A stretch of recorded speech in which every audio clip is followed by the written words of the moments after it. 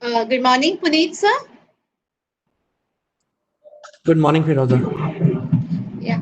I have given you the privilege to be the presenter, sir. All right, Are you able to share the content? I'll do it right away. Yeah. Okay. Sure, sir.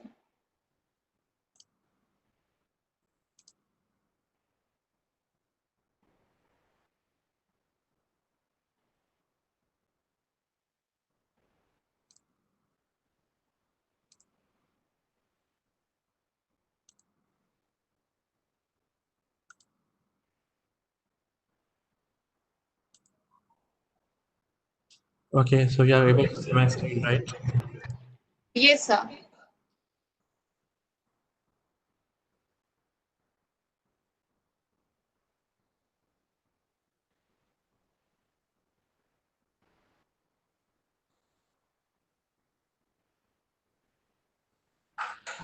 So can we start, sir? I think we wait for some time for people to join. It's still 2 to 10. 2 minutes are remaining. And sir, there is a request like the participants are requesting for a small break from 12 to 12:30 instead of 15 minutes, half an hour. All right. So this will be the only break, and from 12:30 we will start and we will complete it by 2:30. Okay, that should be okay. Okay, sure. Thank you, sir.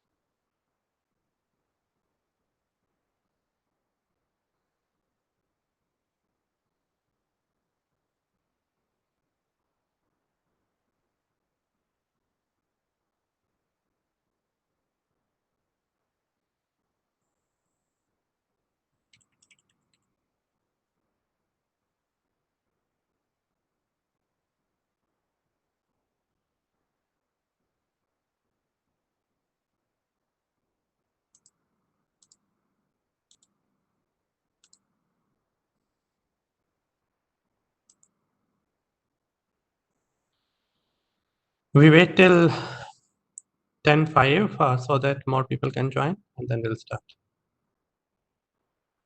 Okay, sure, sir.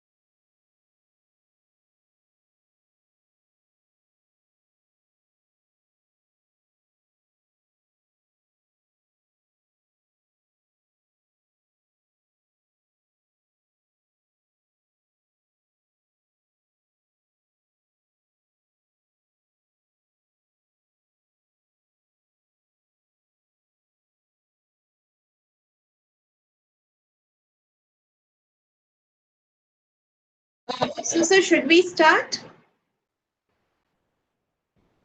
Yeah. Yeah, Puneet, start. sir. Yeah, we can start.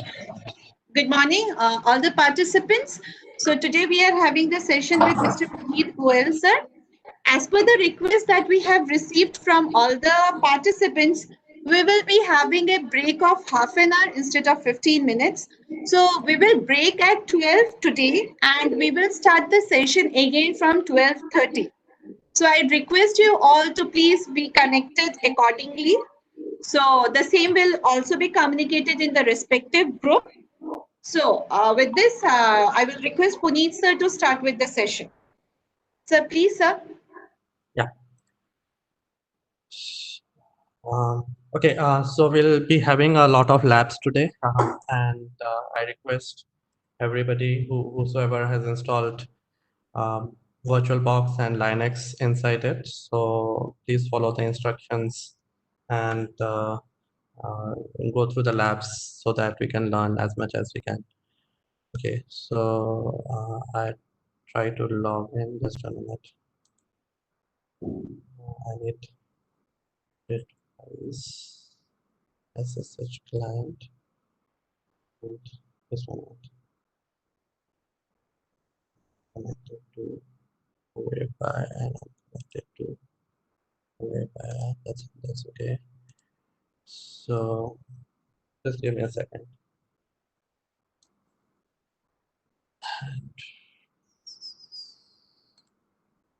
To log in. All right, we'll be using this terminal. Okay, for downloads, please go to uvm.io/download, and over there is a new release 1.0 beta 5. So you just need to click on that, and this download will not be useful for Windows because it's a Linux specific download, and you need to just download it on a Linux machine, and then we'll be able to use it. The other small instructions, we need GTK wave and we need Icarus Verilog. These two packages need to be installed with whatever you are using. Like if you're using CentOS, then you can use Sir, Debian. excuse me, sir. Sorry, just I interrupted in between. Sir, are you sharing some content? Because there is some questions in the question and answer section that you are not able to see the content. Because I think so there is nothing been shared right now. Okay, let me see. Yeah, Yeah. I need to share. Okay. Okay. Thank you, All sir. right. Thank you. So this is where you download from uvm.io/download, and there is a new release 1.0 beta 5. You just need to click here and it will download this file for you. Okay, and then I'll go through the instructions later how to start using it. You also need to install um, GTK Wave, and you need to install Icarus Verilog. So these are the three packages you will need. All right. So all this provided that you have access to a Linux machine with at least 2 GB RAM. All right. So now we go through some. I will start with the lab sessions. Actually, we'll start with lab sessions first. So uh, I need to connect here. No. So I connect to this place. So are you able to see all of you? I'm assuming you are able to see my screen. Yes, sir. Okay. So this is okay. Let me show you how to install embedded UVM first. You choose a directory. So for example, you could choose a directory called, you can make a directory called EUVM in your home directory. Home/Puneet is my home directory, so I'm creating there. And you go here, and then you need to tar xf, and you need to give the place you downloaded your file at. So we'll download just so that you can follow the instructions better. So you just need to say wget and then download .uvm.io slash download slash EUVM 1.0 hyphen beta 5 dot tar dot xz. Okay. So if you want to use, see, basically you could download by clicking here. All right, there is no download folder, so I need to change that. So it needs to be like this. So you could download by clicking on that link, or you could download from command line like this. All right. So we download. It's a 100 MB file. Unfortunately, I'm not able to, I didn't have time to create a library for 32-bit yet. So in case you are running 32-bit Linux, there is no installable right now, but I'll provide you tomorrow.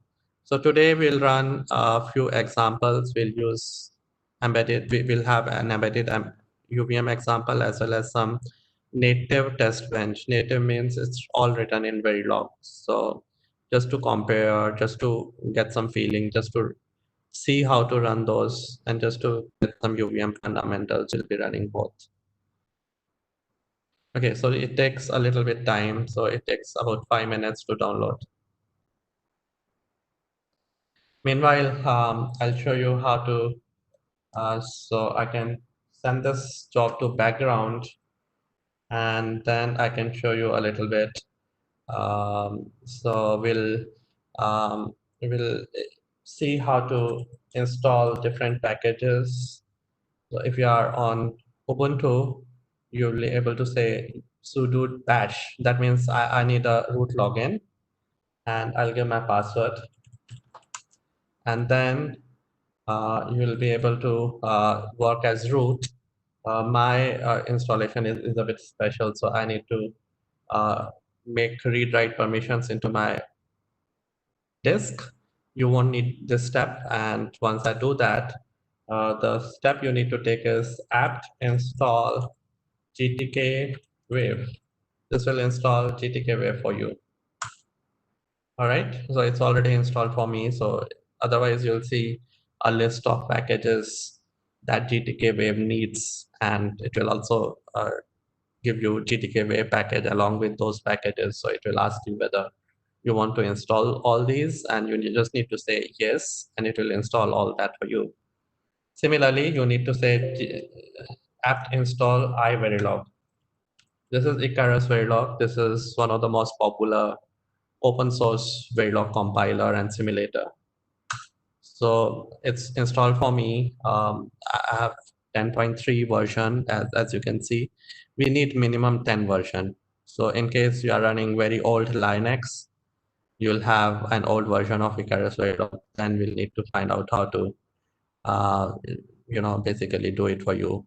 But with some latest Ubuntu and CentOS versions, you'll have version 10 plus, and that's what we need.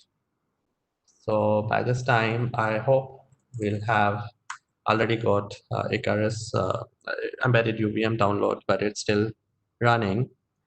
Um, so let's see how much time it's going to take.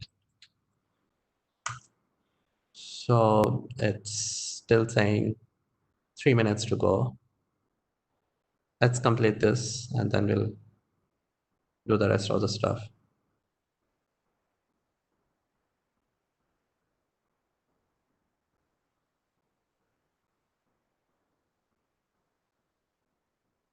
Okay, so meanwhile, I can tell you what agenda we'll be covering today. We'll be learning some basic fundamentals of UVM.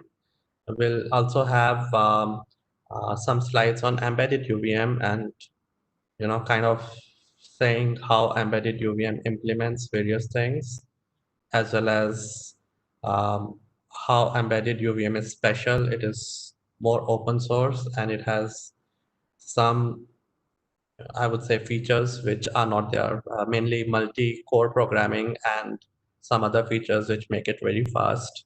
So we'll discuss those. We'll also be covering a few example embedded UVM uh, test benches. We'll run those test benches. We'll go through some of the code. We won't go through all the code because we still need to learn UVM, but we'll basically go through code of a native test bench, and we'll overview embedded UVM test bench, or that will be similar to any UVM, by the way. It will be similar to system verilog UVM, and we'll see um, how UVM test benches are created, how their architecture is, and why it is that way. Okay, so meanwhile, I believe my test download is almost complete. It's going to take one more minute.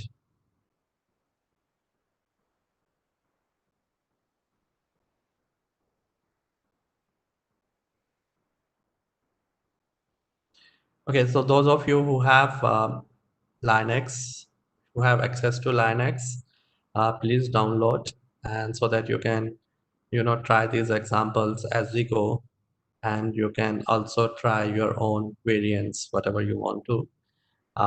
If you don't have access to Linux right now, we'll leave instructions how to download, we'll leave instructions how to run the test cases, and the video recordings will be anyway available to you. So you will be able to download the stuff and install on your machine when you get back to your college. A few other things. One is please create an account on GitHub. Okay, in case you don't already have an account, create one. That way you will be able to uh, leverage GitHub utilities better, and you will be able to, so it's not like you need to create an account for this workshop, but if you create an account, then you will be able to fork the examples into your own GitHub account, and you will be able to modify them.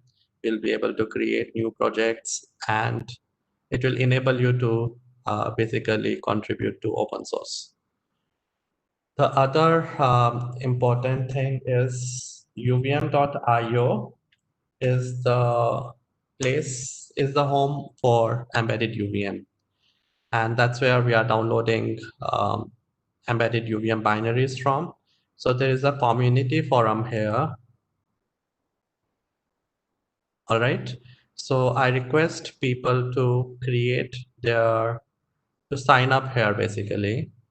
And then what we are going to do is we'll have a section by tomorrow. We'll have a section for this workshop, and I'll be leaving instructions for various labs here so that you are able to look at those instructions. You're able to run the binaries, as well as with those instructions, we'll have the ability to put questions, and I'll be able to answer you and solve your problems.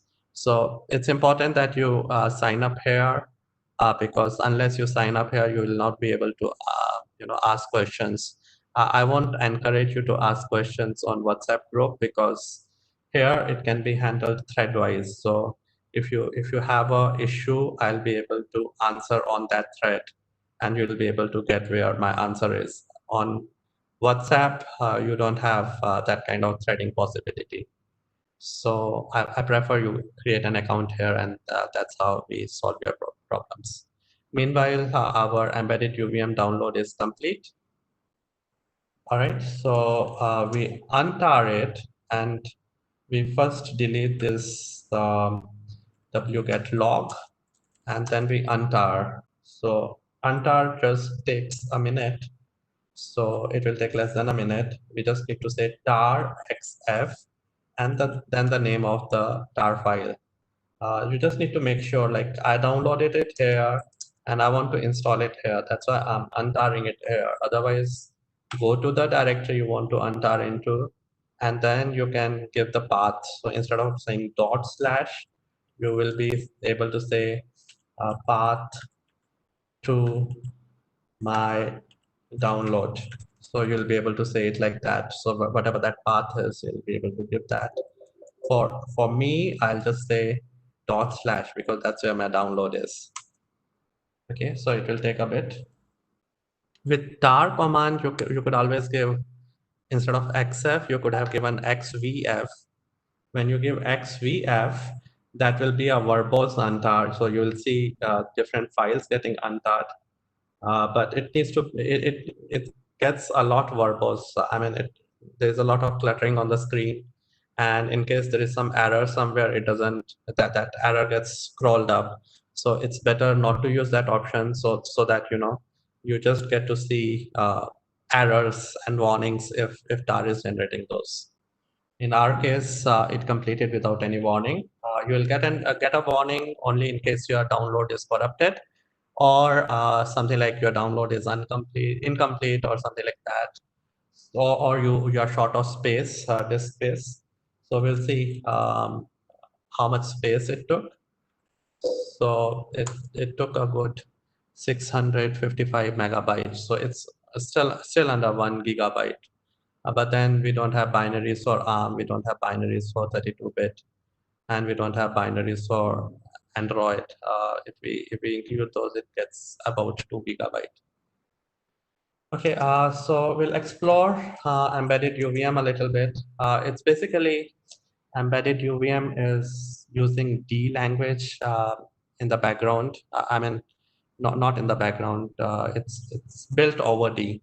So the compiler is basically D compiler, and then we have libraries of embedded UVM, which we include in addition to that. So you can always go to the lib directory, and inside this, if you say ls minus la, it will show you all the libraries that are there.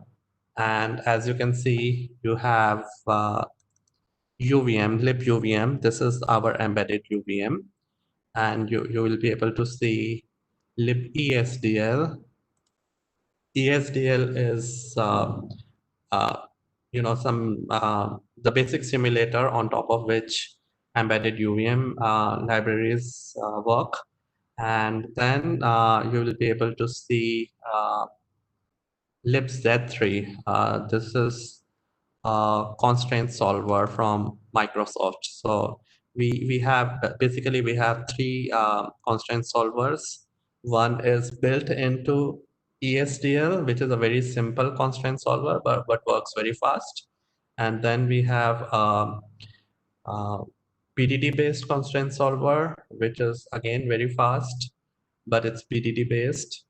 But it can't take very complex constraints because BDD has its limitations. BDD is a binary tree. If number of bits of your random variables is more than something like 40 or 60, then since it's kind of exponential growth, it's a binary tree, and it's going to have as many levels as your number of bits is going to be. So it starts taking too much time and too much disk space, too much RAM, sorry, not disk space. So that's why BDD can't be used for very complex constraints, and that's where SMT kicks in.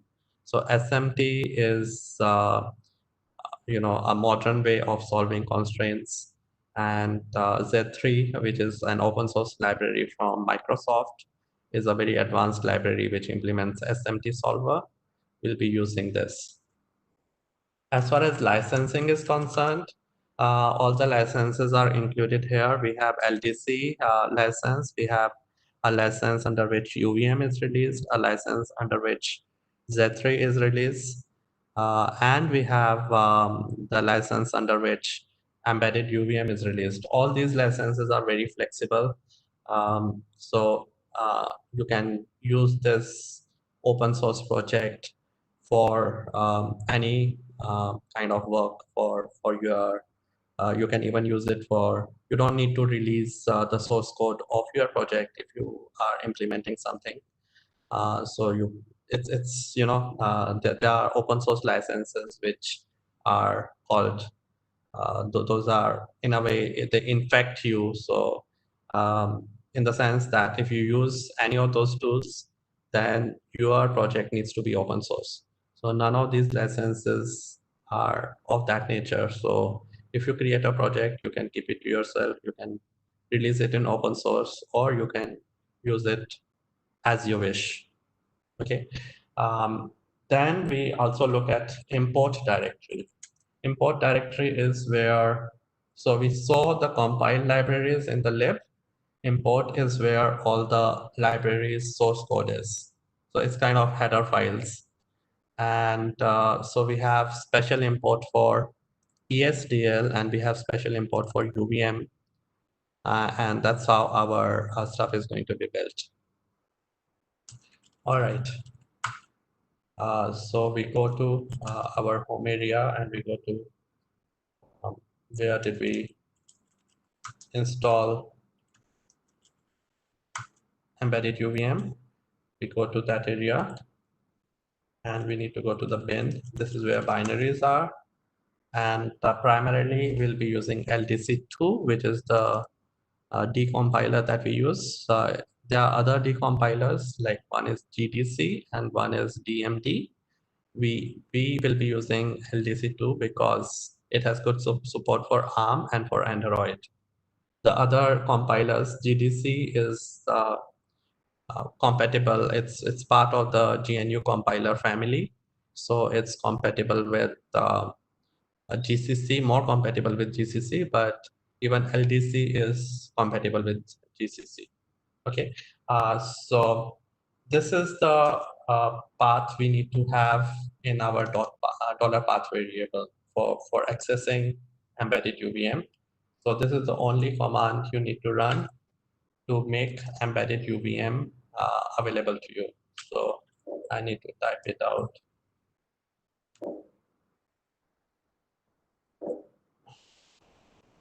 So I've kind of logged in into Linux machine from my Windows machine, and that's why I copy paste and stuff like that is not working the way I wanted it to work. Anyway, I typed it out.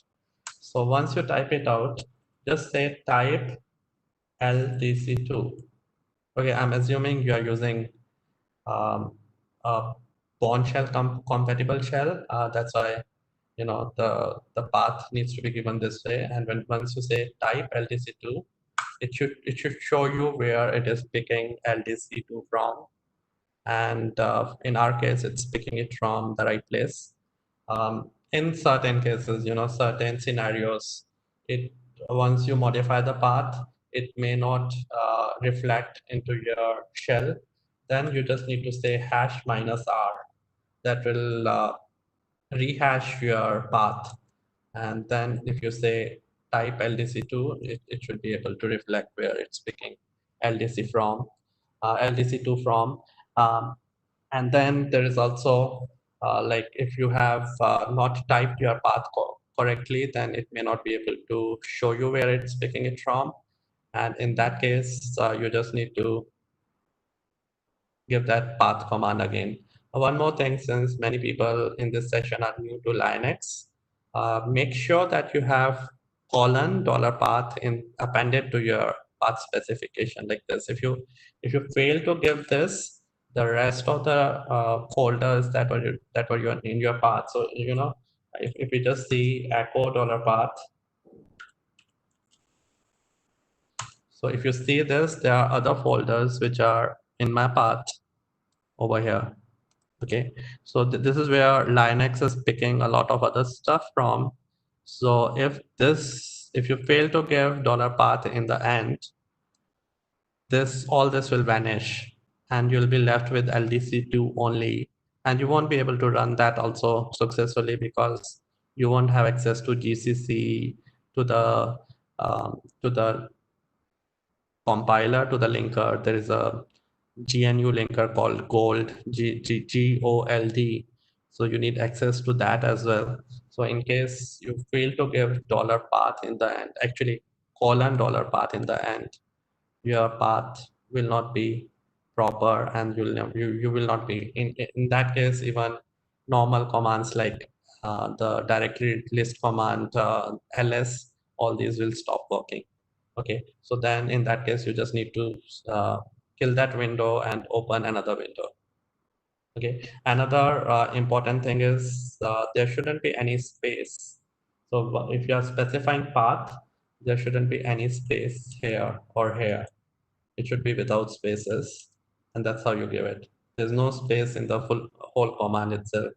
Even here, there shouldn't be any space before colon or after colon. All right, so I'll be talking about these little Linux things because I know many of you wouldn't have had any exposure to Linux earlier. We'll also be learning Makefile, but I won't be going into too many details. I'll show you how to use it. I'll show you the basic structure and how different commands get invoked.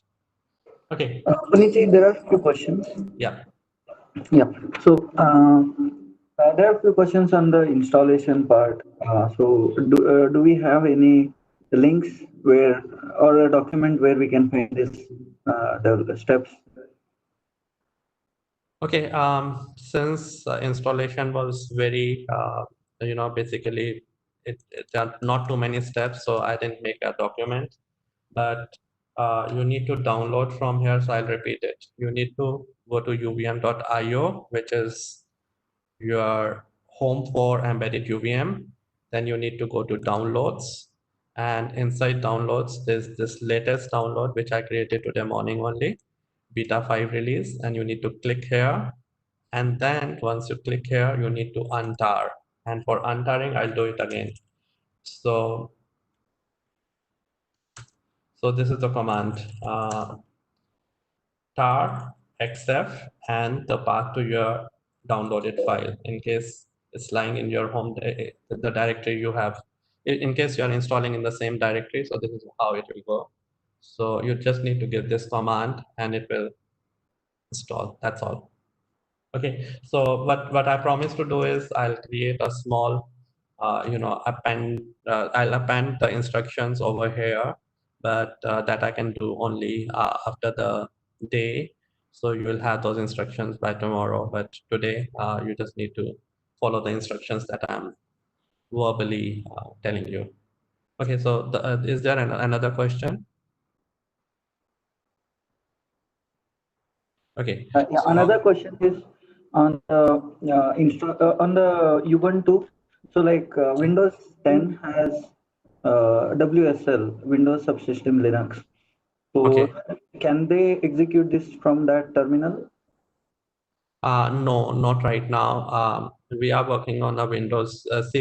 I'm basically creating this object in this project in the open source domain. So I've created Linux binaries right now, but I'll be creating Windows binaries, but that will take a week. So by the end of the workshop, probably we'll have Windows binaries. But I'll have to try it myself if the Linux console in Windows is able to take the same binaries. Probably it won't because it will miss uh, a lot of Linux libraries. So I'll have to create another release. So, but that won't be available this week at least. I'll try to create it on the weekend. Okay, but there is a lot of other stuff for which we need Linux, and that stuff includes, for example, the makefiles. I believe the Linux console will be able to run those makefiles. So let me see if we can do something on the weekend for creating something for Windows. Okay. But right away, at this point, that won't be possible. Yeah, and one more question is which is the preferred Linux OS? Do you? Ubuntu 20.04. Okay. Okay, it's the most popular. Ubuntu is the most popular Linux distro right now, and it has a lot of support from the earlier. CentOS was the only one which had support from the VLSI industry, so to say. So if you had to install, for example, Model Sim, it won't easily install on Ubuntu, and you needed to hack a couple of files to make it work. But these days, most of the VLSI industry has recognized that Ubuntu is becoming very popular, and therefore they are supporting it, if not officially, at least unofficially, meaning thereby when you download the binaries, you don't have to hack any file. Okay, so we have embedded UVM in our path, and then we are going to download. Actually, we want to clone some code, and we start running that. Okay, so what I'll do is I'll go to my work area. Inside my work area, I'll create another file. So let's say I create workshop. So this is another folder, and inside workshop, because I just want to show you how to clone stuff. So you need to give command git clone, and then you need to give the path. Our path is https://github.com/uvm. So the example we'll be using today is AVMM SHA3. Okay, so we are going to clone that.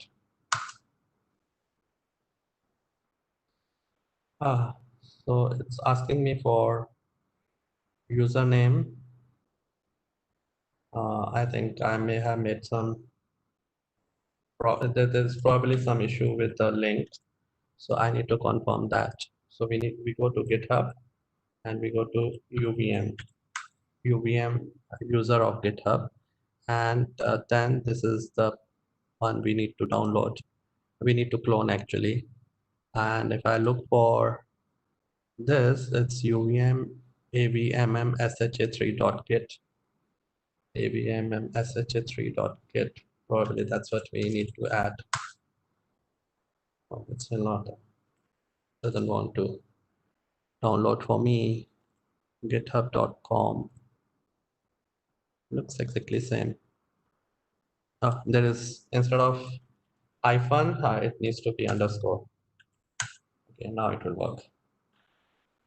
Okay, now we go to avmm sha3 and we look at various stuff over here. So we have source directory, and inside source directory we have RTL. Okay, so this is the module we are going to verify. There is sha3.v and there is sha3 wrapper.v, and then there is a Avalon wrapper. Okay, so why we are doing it this way? Because the actual module that we downloaded from the web, it's an open source implementation of sha3. So the actual module, if I launch Emacs,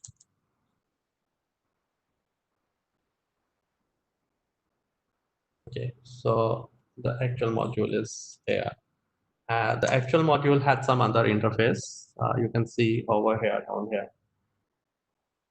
It didn't have AXI or Avalon kind of interface. It had its own interface. So we wanted to instead have a wrapper so that we can take this whole stuff into onto Cyclone 5 board as well, because Cyclone 5 will support only the standard memory mapped protocols. Avalon MM is supported, as well as AXI, AHB, and all those standards are supported. But this had an ad hoc interface, so we created a wrapper. See, the idea here is I'm not going to tell you all the details of what Avalon MM is right now. We'll discuss Avalon MM and AXI bus, all those on another day. But right now, it's only an overview so that you people get some idea of what is happening. So this is the wrapper. And this is another wrapper file where from Avalon MM protocol, we are converting stuff into the native protocol that particular module was using. Okay. Another thing I'm a bit sorry about is I'm using this terminal today, which is a text terminal. I wanted to use VNC, which is a graphical terminal, but somehow today morning my VNC is not working, so I'm forced to use this. Okay, so let's go over right away to how to compile stuff. So this is the RTL area. Inside the RTL area, you will be able to see some test bench as well. So let me show you, let me take you through the code first. So this is source, and inside source you have RTL, you also have a test bench. This test bench is the native test bench. It's a very basic test bench. In Verilog world or in the VLSI world, we call it unit testing, meaning that by a test which the designer himself created, so that he knows the stuff is working. The stuff may still have bugs, but the basic test cases he wanted to run, so he created a few of them. Those he is able to run, because if he passes on the RTL to the verification engineer without any test, then it's not going to work at all, and they are going to have um, a lot of difficult time. Like the verification engineer will have to sit with the design engineer for multiple days just to make sure things are working. But that's why the designers usually create a native test bench. Today we'll be running this native test bench as well to see how it works. Okay, now we take a look at how to run stuff. Uh, there's a directory tool runs, and this is where we'll be running native test bench. You just need to say make here, and it will invoke iVerilog. iVerilog is the Verilog compiler, as I told you earlier. And then you need to say /o.sim. See, I'm saying /o.sim for the reason that $path doesn't have dot as one of the entries here. So whatever directory you are in, um, that basically is in Linux, the if you just say dot, that represents the directory, the PWD. So present working directory is dot. Okay, since that is not part of my path, so therefore I'll have to say /or.sim. It's usually not a good idea to have dot as part of your path, because it becomes confusing. You go to one directory, you just say you execute something, and you go to another directory and you execute something, behavior will be different just based on your directory. So that's not considered good. That's why it's a good practice not to have dot in your present working directory path or in your $path variable, and you just invoke the command by saying / the executable. So this is how your native test bench is executing. We'll go into all these, in a little bit detail later on. But for now, we'll see how to compile and execute UVM stuff. For that, we need to go to the sim area. Okay, it's in the parent directory, sim. All right. So again, you'll just see a make file, and that's how most of the projects are configured. In the area you are going to run simulations, you should just have a make file which lets you run simulations. So this is your run area, and all your code, all your source code which needs to be compiled should lie in different directories, because if you put the all those code in this directory, first of all there'll be cluttering, in the sense there'll be too many files, and second, you create a lot of temporary files when you run a simulation, and sometimes you want to delete those, and in the process you may end up deleting your source code.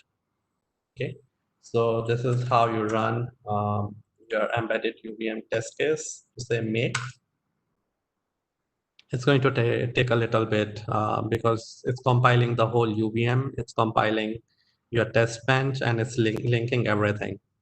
It's most of the time is taken by the linker, which has to link in a lot of libraries. So it has to resolve whether all those libraries are all the functions that you need to link, needed to link, all those are available in the libraries. So it has completed, but then you will see it created a VPI file for us. This VPI file is, if you say, okay, I'm saying all these commands just so that you people can do it yourself and learn that way, because many of you, again, I'm repeating, since many of you are new to Linux. So if you say file, file is a Linux command. If you say file on any um, binary or any file in Linux, it will tell you what file type it is. For us, it is saying it's a 64-bit LSB shared project as object. Sorry, shared object is a shared library. All right. Puneet, So yeah, uh, can we increase the size of the text? The, I'll need to find out how to do that.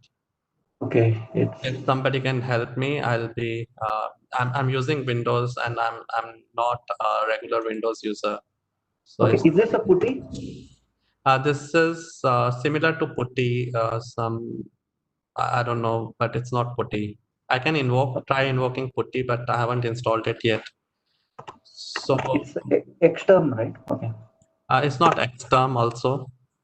It's I went to Putty site and they were recommending that this is a new stuff which can be used. So I took their recommendation and I installed this. I think, yeah, I see it is bitwise external. Yes. Okay. Let me try to find. Next properties, yes. So yeah, font sizes here. So I'll make it big enough so that there are no issues with anybody. Yeah, this should be good, right? Yeah, thank So you. when we run file command, it will tell you what kind of file it is. So though it has VPI in the end, and it is specifically VPI because that's what Icarus Verilog likes, but Icarus Verilog, takes all the Verilog programming interface. VPI stands for that. It takes all the Verilog programming interface, I would say, executables, not exactly executables, but libraries from a dynamically linked file. And that's why we have kept the extension as .vpi. In Windows, the extensions have a meaning. In Linux, extensions do have a meaning, but it's not like, for example, if you want to have a .so file to represent shared object, you may have any other extension as well. Okay, so this is a shared object which Icarus will link, and there is another command, LDD. If you give LDD on any library, it will tell you what all things are linked. So UVM is linked. ESDL, as I told you, it's the library on top of which embedded UVM is built. Then we have libforbos, libruntime.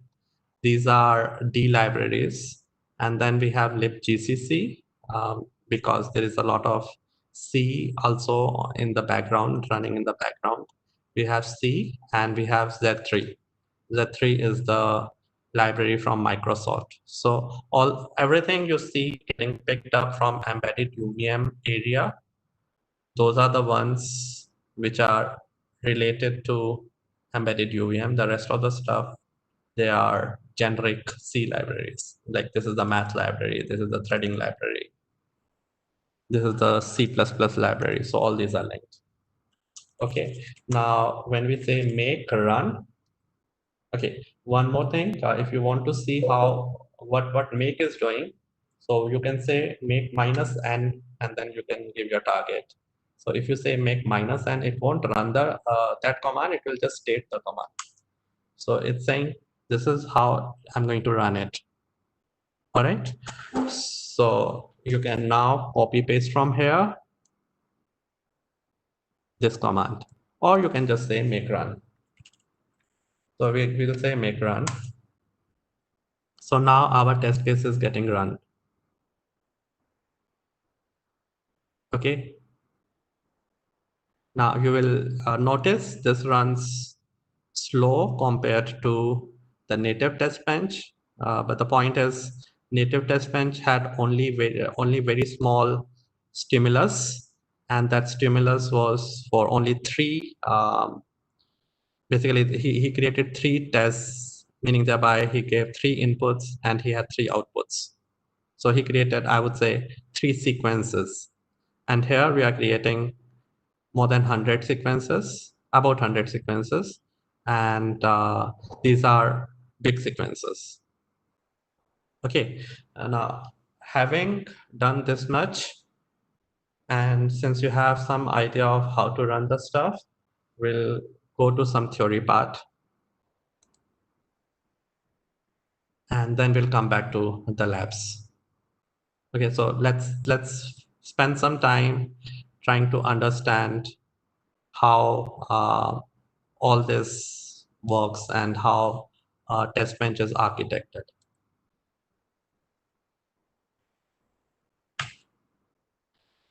Okay, so now since we are going to verify hardware, we need to see how hardware is, the nature of hardware. Say if you are a doctor and you want to basically treat a human being. So you are a doctor for humans. You need to see how humans work, or the anatomy of a human, or the nature character of a human. The same way, if you're a doctor of animals, you need to know the anatomy of the animal you are going to treat. The same way, we are working on hardware, and we need to know how hardware is, how it is different from software and stuff like that. So that's how we start. How is hardware different from software? The nature of hardware. One thing that differentiates hardware from software is notion of time. When you run software, of course, software takes time. So when you are, for example, running a simulation, the simulation is also a software. So it took 10 seconds or it took 20 seconds to run. So that's the time taken by software. But software doesn't have notion of simulation time. So it has a notion of time, but there is in hardware, time is more important. Okay, so it has the notion of time, simulation time. When we are running a simulation, we have runtime, and in addition to that, we have simulation time. The second difference is software is dynamic. Okay, so when you work in C, you work in C++, you can allocate memory, and when you allocate memory, that is dynamic. Even when you are basically running a function in C or C++, that function will have local variables, and those local variables get mapped to stack. So when you call a function, the function is going to create a scope on the stack, and that's where local variables will be mapped. And then you can have recursive functions, so your stack will grow that way. But when you run Verilog, especially Verilog, which is RTL level, then there are no local variables. There are no dynamic variables like the ones you create by malloc, or the ones you create by new by saying new in system Verilog or in embedded UVM. So all those variables are not there. Additionally, it's also static in the sense that, for example, if you have a function in C, then that function you could easily change the function, that instead of taking 32-bit variables, it starts taking 64-bit variables. Okay, but that would be slightly static. In C, you could pass pointers, you could pass arrays, and those arrays can be of a different size. So a function can take that. In Verilog, or I'm not talking about system Verilog part of Verilog. I'm basically focusing on the hardware part of Verilog or system Verilog, which is the RTL part. In RTL, you can't have dynamically sized variables or dynamically sized arrays. You can only have a function which takes one variable, or even if it takes an array, the size of the array will be fixed. So that's how it is static in nature. More about it later. Then hardware is concurrent. If there are 100 flip-flops or 1,000 flip-flops in your design, all of them are working all the time. Okay, so that's the nature of concurrency in hardware. If you have 1,000 NAND gates, all of them are active all the time. Okay, so whenever there is a signal change in the input of a NAND gate, the output will reflect that there and then. Software doesn't behave like that. Software is sequential. You call a function, and inside that you call the next function. Though the parent function, which called the recursive function, or I shouldn't say recursive, which called the child function, um, that parent function will become inactive. It will still have its own set of variables in the stack, but it's not executing. The child function is executing. Then the child will come back and the parent will become active again. But at one time, only one,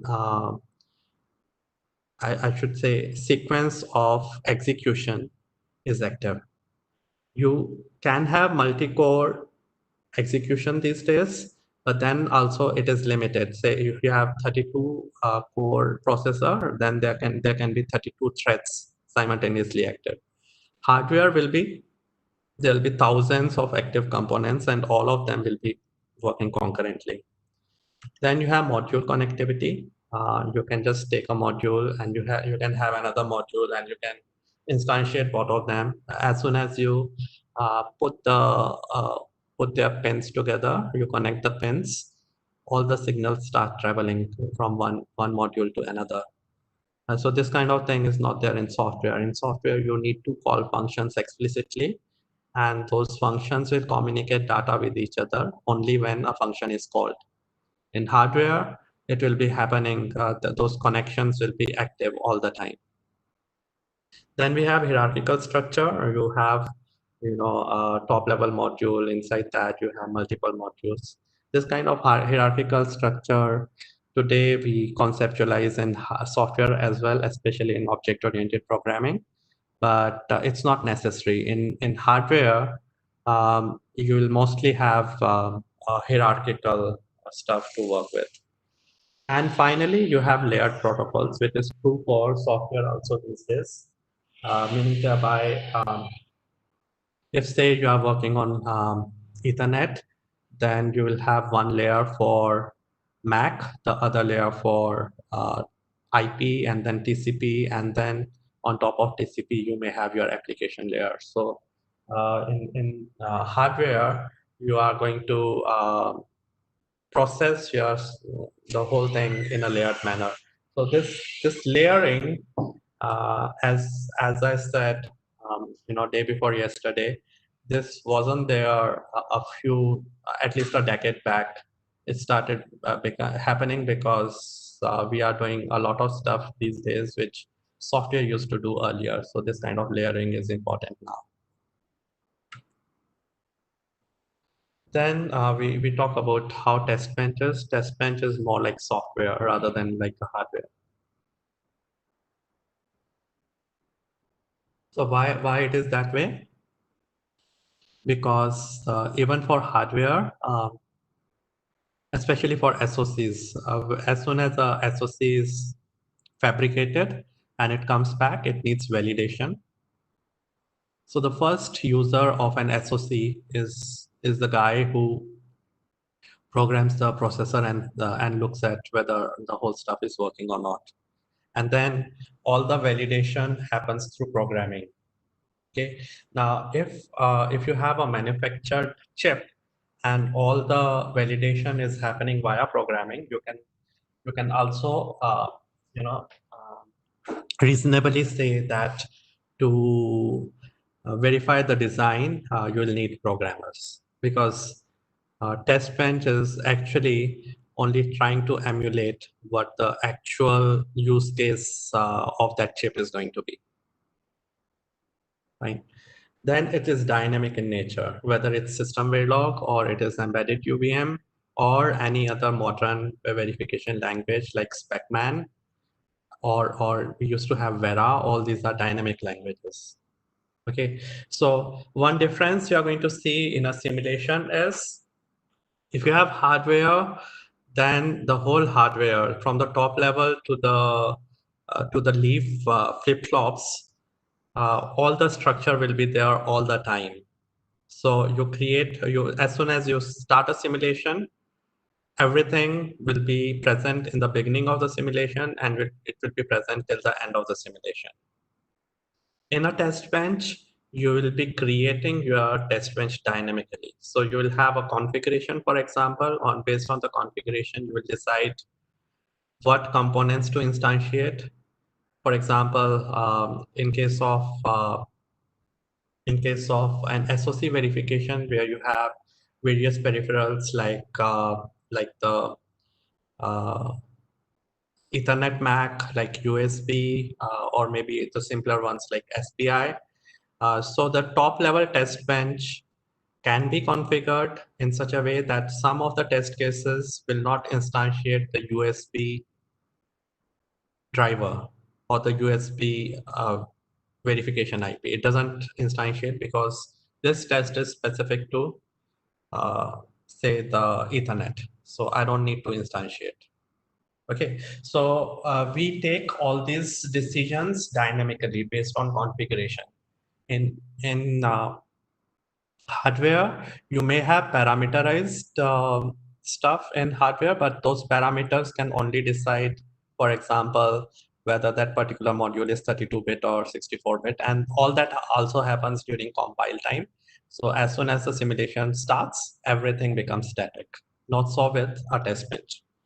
A test bench is object oriented and we'll spend a couple of days learning object orientism just for this nature of test bench. Actually, it is the most important part of learning UVM. Then a test bench is hierarchical. It's hierarchical, it's in its own way. So you have classes, and inside a class object, you will instantiate other class objects. And that's the way it's going to become hierarchical. People who have experience working on RTL in Verilog or VHDL, yeah. Yeah, sir, actually there is some disturbance, I think so, in between. So Okay. I think like if you can repeat the All last right. 1 minute of talk, yeah. I'm sorry, I just interrupted in between. That's okay. Thank you for letting me know. So I'll start with dynamic nature of test bench. When you compare a test bench with the hardware that you are or the design that you are simulating, the design is static in nature, meaning thereby every signal out there, every port that connects different modules, every module out there, um, all the wires, all the registers, they're going to be there from the beginning to the end.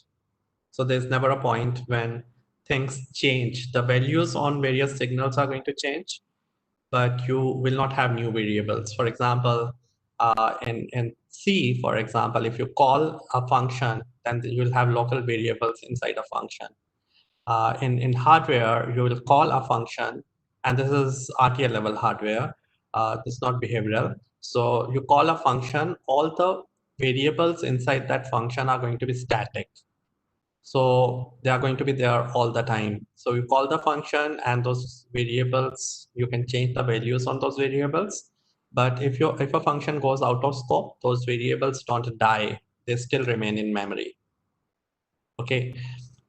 So a test bench is dynamic. You create it through programming. You call new to create, for example, the top level test bench. And inside the top level test bench, you will create the whole hierarchy of your UVM test bench by explicitly creating it. And since you do it inside various functions, you may have some configuration coming in, which and based on configuration, you could decide to have a different hierarchy. But it's all dynamic in that sense. Similarly, the functions that you'll call, they'll have local and they'll have variables which are mapped on the heap, which you basically those are the variables which you create by malloc or in system verilog and embedded UVM by calling new. So those go on heap. Okay, so all that kind of stuff will be there. We'll talk more about it later and we'll understand in some detail how this is different from what happens inside Verilog. Then we have the object-oriented nature of test benches, especially UVM test benches. This is where I would say if you need to learn UVM, then you need to be very good at object orientism. And I would say 50% of UVM learning is learning object orientism. Hierarchical and layered. All the UVM test benches are hierarchical and they are also layered. I'll talk about layered a little bit later as well. But hierarchical in the sense that in the object-oriented sense. So you have a top-level object which constitutes of other objects. So the top-level object contains other objects and so on. And thereby you can create a hierarchy. Now this hierarchy is slightly different from hardware hierarchy. In hardware, when you have a top-level module and it then has other modules, then those modules are statically present inside the top-level module. Here, a top-level test bench can have multiple components, but it has handles or pointers to those components, and therefore there may be in a way. So for example, you have top level test bench called top, and it has then component A and component B. So you could have a scenario where top has A and B, and then B again has A. Okay, so and then there could be recursion also, because we are doing the data structure could have recursion because we are doing it through pointers. It's not static. All right. So once we understand object orientism, these things will be more clear. Then concurrency, yes, but concurrency in a way where it's not parallelism. So a test bench by default is not parallel. It's concurrent but not parallel. We need to understand that. So the point is between two simulation times. So between two, I would say, events in simulation, there could be multiple tasks becoming active or multiple functions getting called, but they may or may not be on different processors. Okay, especially in system Verilog, they all happen on the same processor thread. In embedded UVM, we'll see it's multi-core enabled. So between two simulation times, there could be threads which are simultaneously active in embedded UVM. But you don't need to worry too much about it. At the end user level, it's all transparent. So you don't need to be good at concurrency if you are running embedded UVM test benches. Then TLM level connectivity. See, when you connect to modules in hardware, so all the connections are at wire level, or maybe there is a multi-bit wire like the data bus, which has maybe 32 bits, but it's at that level. In test bench, it's going to be TLM, transaction level. So we'll talk more about it soon, and then we'll have on another day we'll have a full lecture on what TLM is about. But we'll learn the basics of TLM today as well. So this is how our test bench is structured. There's not, I'll say only a few things here. Then I'll basically go over the next few slides explaining the structure more thoroughly and why the structure is this way. So the first thing is assertions. Okay, we are not going to talk about assertions in embedded UVM, especially because embedded UVM doesn't support assertions. And assertions are something very close to signal level stuff. So it's another nature of, I would say, test bench that we don't cover. Okay. Now, assertions can be of two kinds. The assertions that you see here, these are the assertions which are part of the test bench. But mostly when you talk about assertions are part of the design. Okay, now why they are part of the design and why they are not part of test bench? is another topic which I would like to say a little bit about. So assertions are, for example, if you have a FIFO inside a design and you want to make sure that the FIFO never gets full or never gets empty because your design works that way. So you could have assertions to make sure that that doesn't happen. Similarly, assertions could be temporal in nature, whereby you could say you always have a read after a write. Okay, but all this will be design specific. And we don't want to do anything design specific in our test bench. So the assertions which could be present on the test bench could be related to the protocols of the input as well as output interface of the DUT.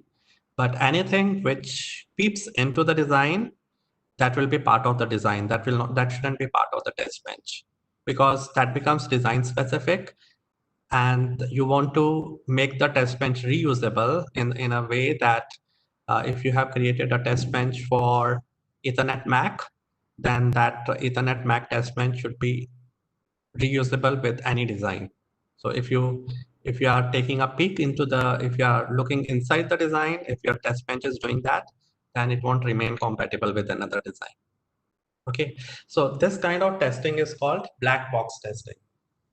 You don't look into the design at all during verification. You only look at what the inputs are and what the outputs are, or you can stimulate the input yourself, as is happening in this test bench. You are giving the test, the sequence into the DUT by a VIP agent. This part is called VIP agent, and that's how a test bench verifies a design, and that's how it will remain reusable.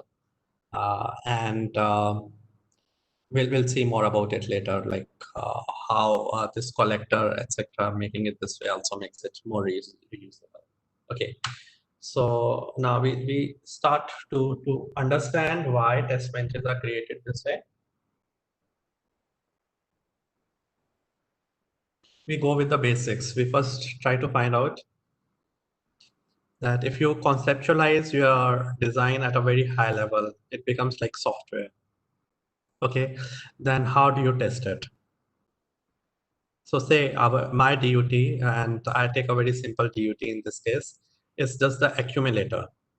So it gets a stream of data in the input, and it basically gives you the sum of all the inputs that have been given as input to the DUT. It actually sums all that and gives that the output. Okay, so it's a very simple DUT, and we are going to see how we test bench it, and we start at a very high abstraction level, and then we see why UVM test benches are architected the way they are, because we'll apply the nature of hardware, we'll apply the nature of test bench on this simple DUT and test bench that we create, and then we see how it transforms into a full-fledged UVM test bench. So since our objective is to understand a test bench, we take a very simple DUT. Our DUT takes a sequence of 8-bit numbers and outputs the sum as 16-bit numbers. Now, since our DUT abstraction is very high level, the input that will give to the DUT will be in form of an array. You can't do it with hardware because hardware is static in nature. It can only take what a data bus will allow. So if a data bus is 32-bit, we might be able to give in 4 numbers at a time, but we can't give 7 numbers or say 100 numbers in one go. But since we are working at very high abstraction level, we'll take it as something which we can give together, and that's how we write. So we assume it's software, and the DUT is this function. So it's sum, which is the DUT, and it takes an input in form of an array. All this is written in D language, which is very similar to C++. And it's very similar to Java or System Verilog as well.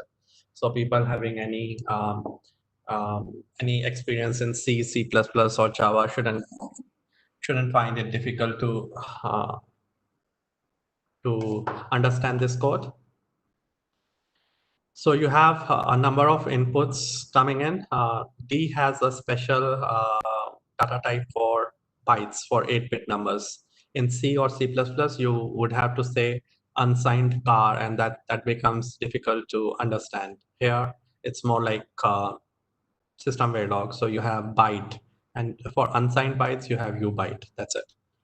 uint is nothing but unsigned int. Okay, so now I'm creating a result based on whatever the inputs are. So I create a for loop and I create a result. Okay, now don't ask me how such things can be written in hardware in RTL, because that's out of scope. We have done all this only for understanding how to test bench hardware. So right now we'll create a test bench for software. Then we'll because software testing in that sense, if the software is not complex, is much simpler compared to hardware testing. And that's why we start from here. Okay, so to test it, we create a test bench in D, and we just give one test case. We say sum when applied to an array which has these elements is equal to this. So if this is true, we'll say test passed. Otherwise, we'll say test failed, and we will actually assert. That will mean that this when you execute this, this piece of code, then it will give an assertion error. Okay, so let's go back to our terminal. Okay, and here somewhere I had created, so there is a command in Linux, that command is locate. So somewhere I had created test sum .d. Okay. So I didn't find, let me, probably the name of the file was different. Otherwise we'll create this file. So let me see where we created it. PSTL test tests. So probably in this area. So test inside test. No, not in this area. So we'll create this quickly.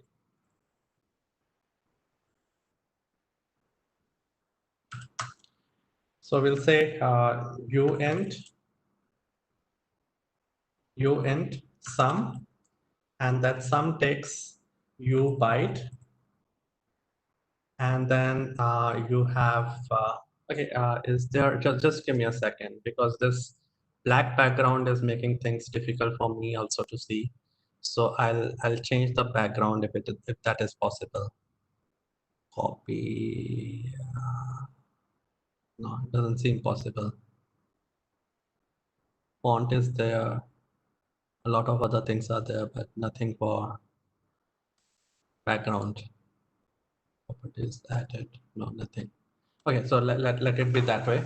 So u byte, and then I need to give the input here, which I'll kind of look at what the code was here. So nums, I kept the variable name as nums, and then what it does is it has a for loop for int I is not equal to nums dot length. Okay, and then we have plus plus I, and then inside that we say first we have a variable called result, unit result, and then we say result equal to plus equal to, because we are adding, we say nums I. Okay, so just for people who are not too comfortable with programming, we could have written this way also, result plus. Okay, so plus equal to expands to this. Okay, and in the end we say return result. Okay, now we need to test this, so we say unit test.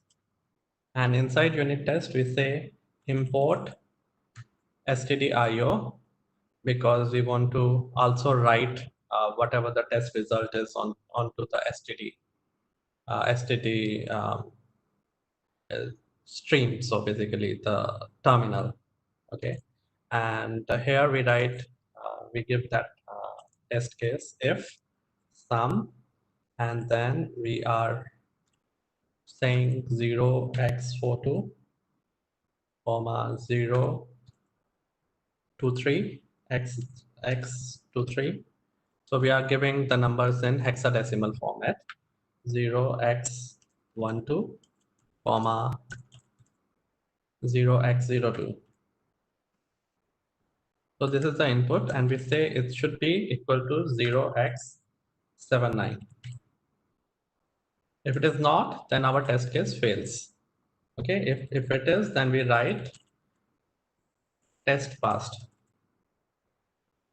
So when I say write ln, this comes from the stdio library, and it basically says, it basically means write on the terminal with end of line. Ln stands for end of line. If I miss ln in the end, then the end of line character will not be printed.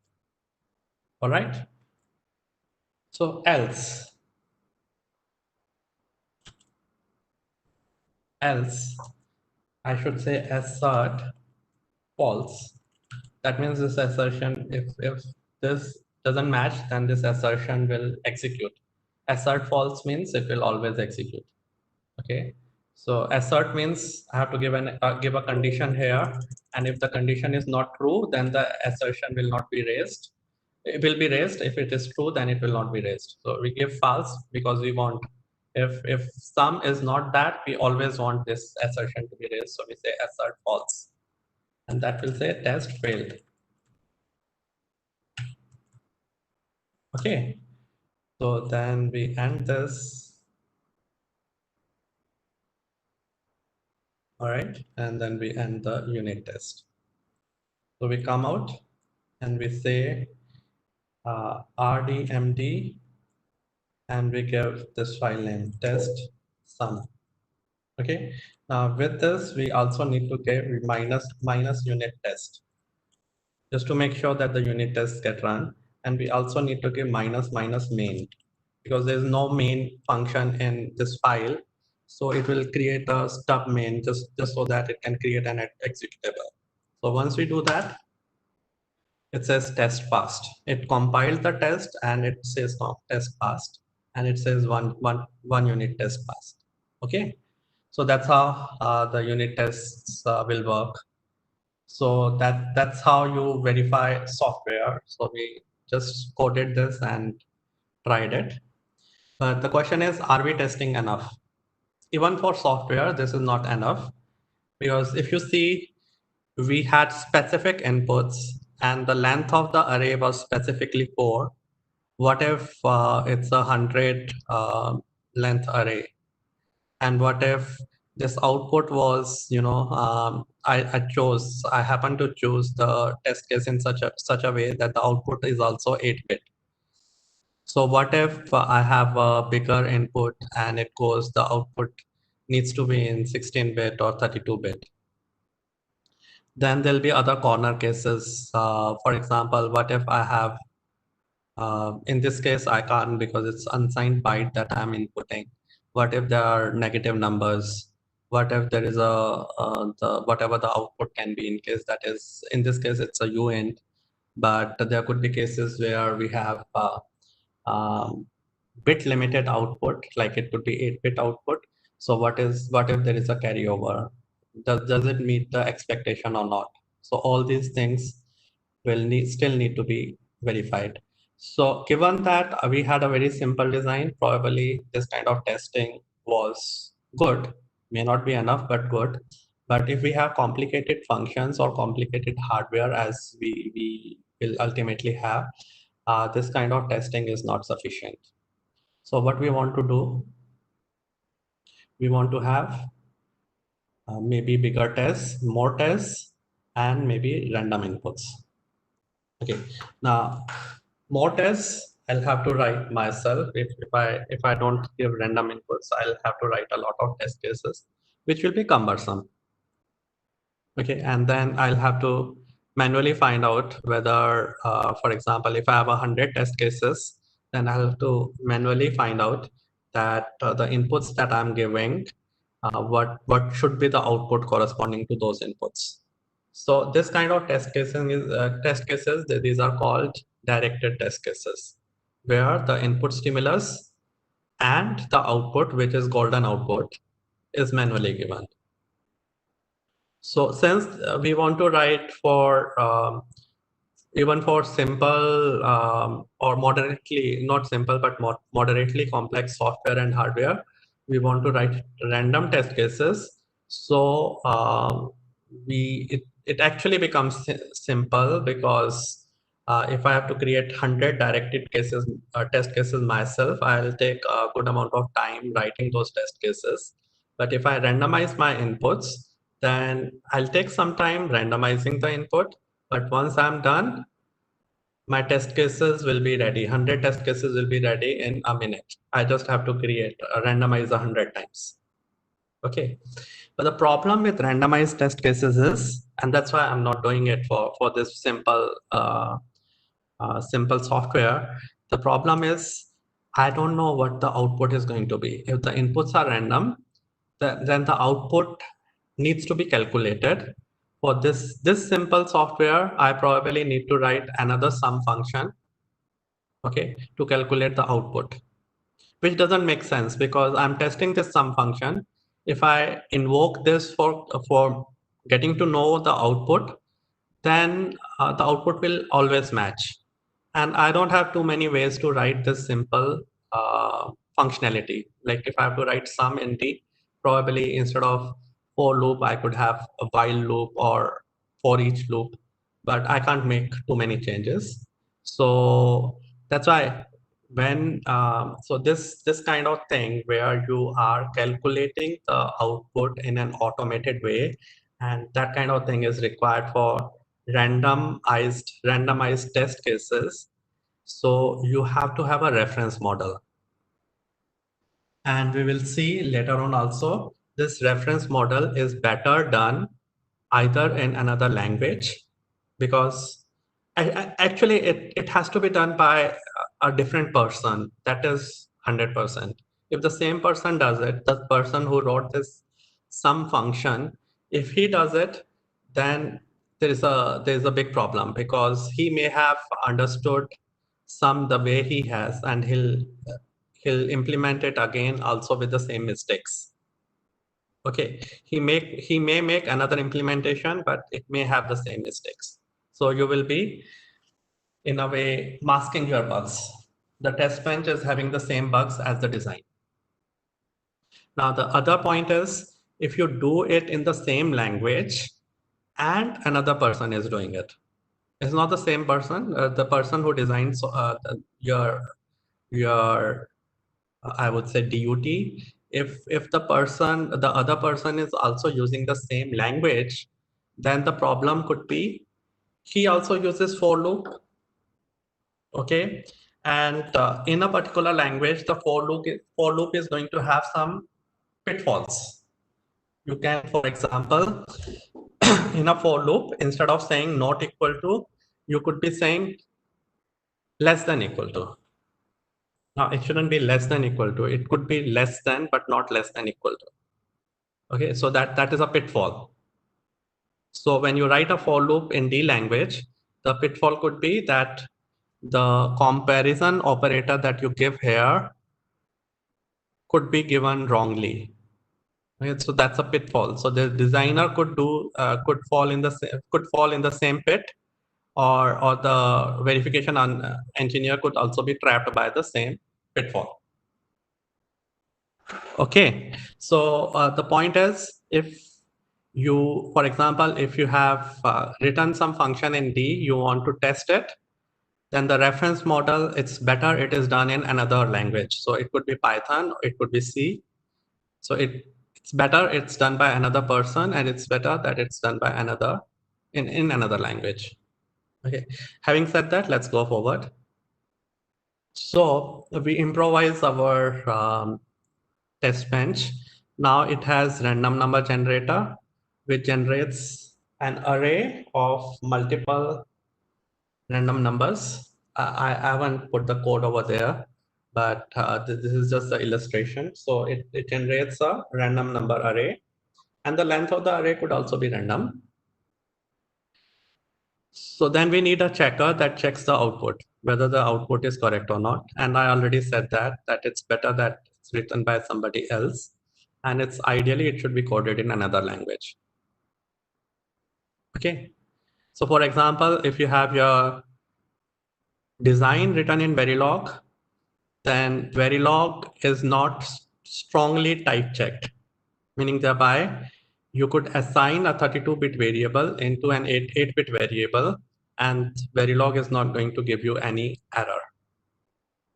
Okay, now it's a pitfall that you had an 8-bit, 32-bit number and you are assigning it to 8-bit number. So there is information loss here and it could result in a bug.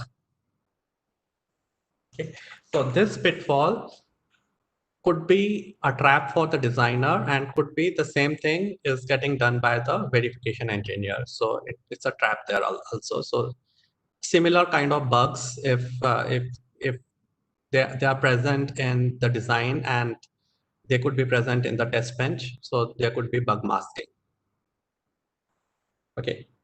Now let us see how verification of hardware is different from testing software. We already know how hardware is different from software, right? Because we learned that, right? We learned hardware is concurrent, hardware is static, hardware is, what else was there? There's something about connectivity. Then hardware has a notion of time. So let's apply those incrementally and let's see how the test bench needs to be incrementally transformed. So first thing is hardware is static. So to a software, you could give an array as an input to a function. In a hardware, you will have limited number of pins, and those pins will also be, for example, there could be a DUT which is taking input serially, because there is limitation of number of pins. Such things happen when you want to make a PCB which doesn't have too much complexity. For example, when you are programming an FPGA from a flash, then the interface for this programming is probably going to be either I2C or SPI, one of these two, which both of which are serial interfaces. Why? Because you don't want to clutter your PCB, and you don't want to have so many pins on the FPGA. FPGA has a number of pins, and as many it has a lot of IOs. So the more the number of IOs it has, the better it is for the end programmer. So, but if you have parallel interface for programming hardware and you have 32 pins on an FPGA just to have a wide data bus to program the FPGA, then you are wasting that precious resource, because on the PCB, those pins will have to join the same pins for programming which are coming from flash. All right, so that's why you want to limit those number of pins. So similarly, our DUT could be taking input the stream of numbers which is coming in. It could be taking them serially. It could be taking them through a parallel bus, but the parallel bus will also not be flexible. It may have 8-bit or 32-bit interface. Then the way this input is going to be organized, say it has 8-bit interface, then the way it is going to be organized, because you can't continuously give, there has to be, for example, first byte of data has come, then when the other byte of data is coming, there has to be some enabling signal. That is the next byte of data. In addition to clock, there has to be some enabling signal that data is valid. So that kind of protocol has to be followed. And similarly, the output may also be available in form of limited number of bits. So it could be 8-bit. So let's do this example. assuming that there are 8 bits going into the input and there are 8 bits coming up from the output. So if the output is 16-bit, I still need 2 valid transactions on output for my complete output to be available. Okay, so that forms the concept of sequence and transaction. A transaction is what you can give input to a DUT in one cycle. In one, sometimes cycle means a transaction cycle. It may not be just a clock cycle. So you have a clock and then you have a valid signal, for example, for the streaming interface, that's what it is going to be. You have clock, you have valid signal. So when valid and clock, passage of clock are occurring, that is the point of time where one transaction is occurring. So that's the point of transaction. And transactions may be much more complicated. In simple interfaces, a transaction like a streaming interface, there is only data bus and there is valid signal along with a few other control signals. But in complicated cases like a memory mapped bus, especially AXI, is going to be much more complicated. So there you will have data bus, you will have address bus, and you will have a lot of read write signal. For example, AXI is slightly a different piece of cake. Let's go for a simpler one, like AHB will have all this. In AXI, data read transaction happens on a different channel and write transaction happens on a different channel. So it's something we'll learn later on. But on AHB, all the signals, there is only one channel and you have signals coming that way. So that's what a transaction is. It's one exchange of data between two modules. Okay, I can give you analogy. So when you go to a bank, you make a banking transaction. So transaction is not over when you put forward your check and sign it. So you give it to the teller. The transaction will get over when the teller gives you money back. So that's the difference between if you're just thinking about hardware, then hardware signals, for example, data bus may have some data coming on it, but then a transaction only completes when the data gets latched into the other module, and for that it will need maybe address decoding or maybe a valid signal along with clock. All right, so that's what transaction is about. If you have a transaction, then you must have a sequence also, because it's not usually, what will happen is a transaction will not complete your exchange of data. For example, for this particular DUT where it's calculating sum of a stream of data coming in, your one atomic transaction is only 1 byte of data. You have 8-bit input, so you have 1 byte of data coming in at a time. But then you need a sequence, and at the end of the sequence, this particular streaming bus will have a frame signal that the frame is over, end of frame signal, and that will complete the sequence of transaction. Okay, so that's why in UVM or in any, like this is generic, this is not even UVM specific. In any verification methodology, you are going to have sequences, then you'll have ways to convert those sequences into transactions, and then you will stimulate the DUT. On the output, again, you will have transactions which will have to be collated, which will have to be joined to make a sequence back. And then you go to a checker. Now, this was a case where, sequences were getting split into multiple transactions. There could be other cases. There could be cases where you have multiple sequences. So those are layered cases. For example, if you're working with Ethernet, I keep going back to Ethernet because that's a very kind of common interface these days. Every data transaction on the internet is happening through Ethernet. So Ethernet has a layered interface. So say at the top of the interface, you have TCP, and on top of TCP, you have your own TCP payload, which is your application payload. Your application payload may be too big for TCP, and therefore you may need to split it into multiple TCP transactions. Now you can call it a transaction, or because TCP, the whole TCP will not go to the DUT in one go, so you may still call it a sequence. So you may have a layer of sequences. The first sequence is your application level sequence, which may have to be split into multiple TCP sequences, and then the TCP payload gets added um,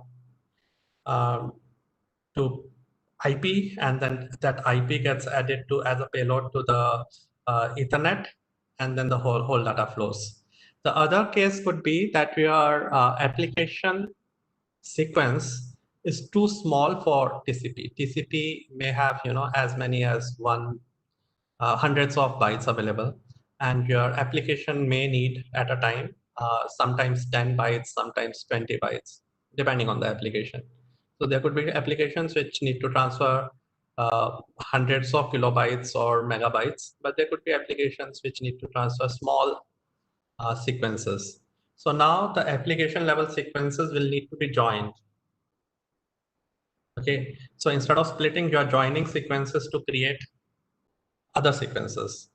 Or sometimes it may be a process where you are splitting and joining together. So in the sense that you had a payload available, say at TCP, which the payload was one kilobyte, and your input sequences were of the order of 100 bytes.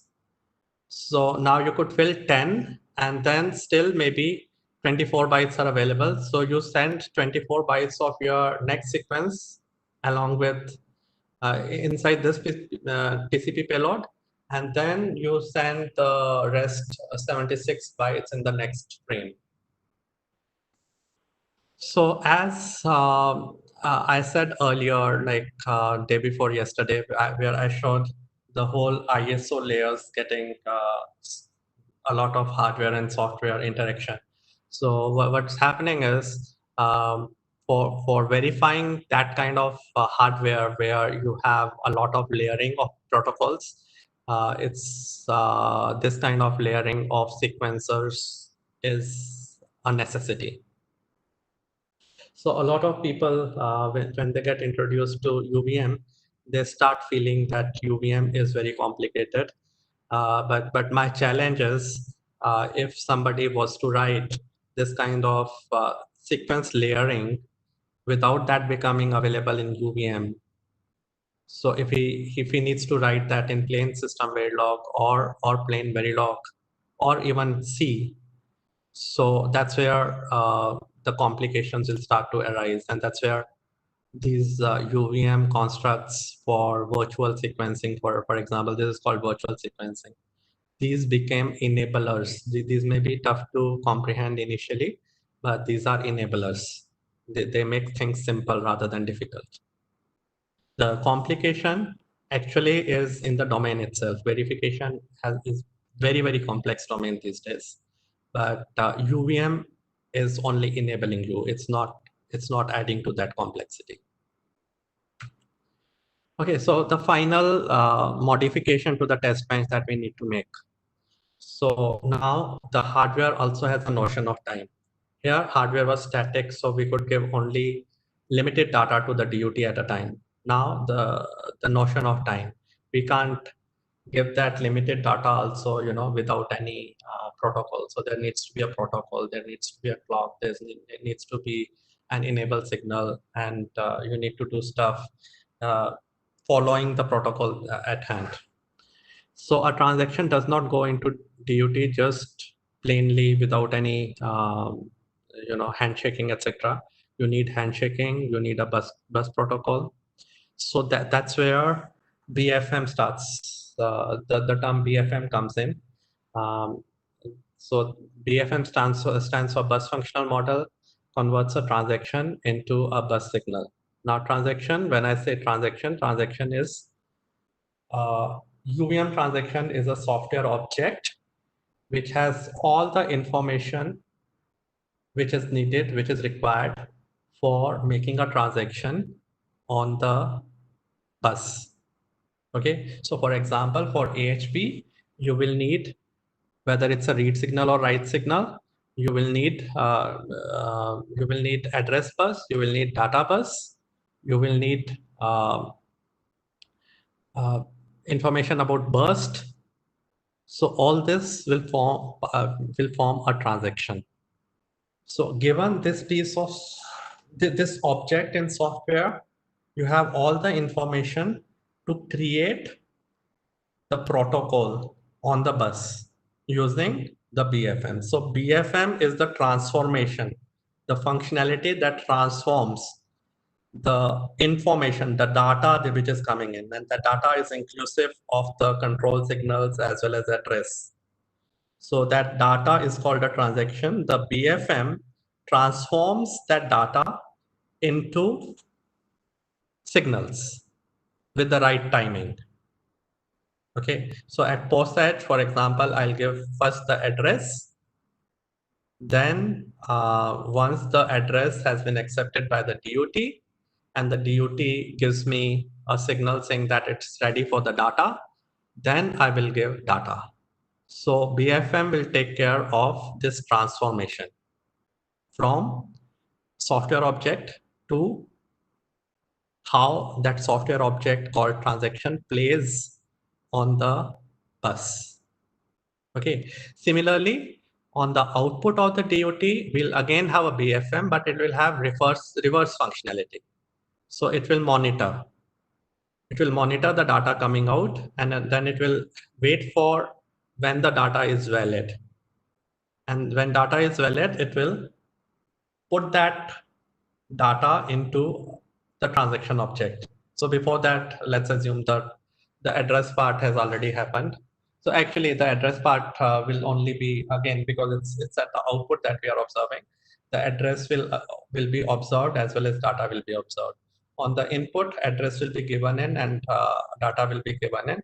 On the output, for getting the output, we may have to give an address in the input, but on the output BFM, the monitoring part of BFM, the monitoring part of BFM is always passive. It only observes. It never drives a signal.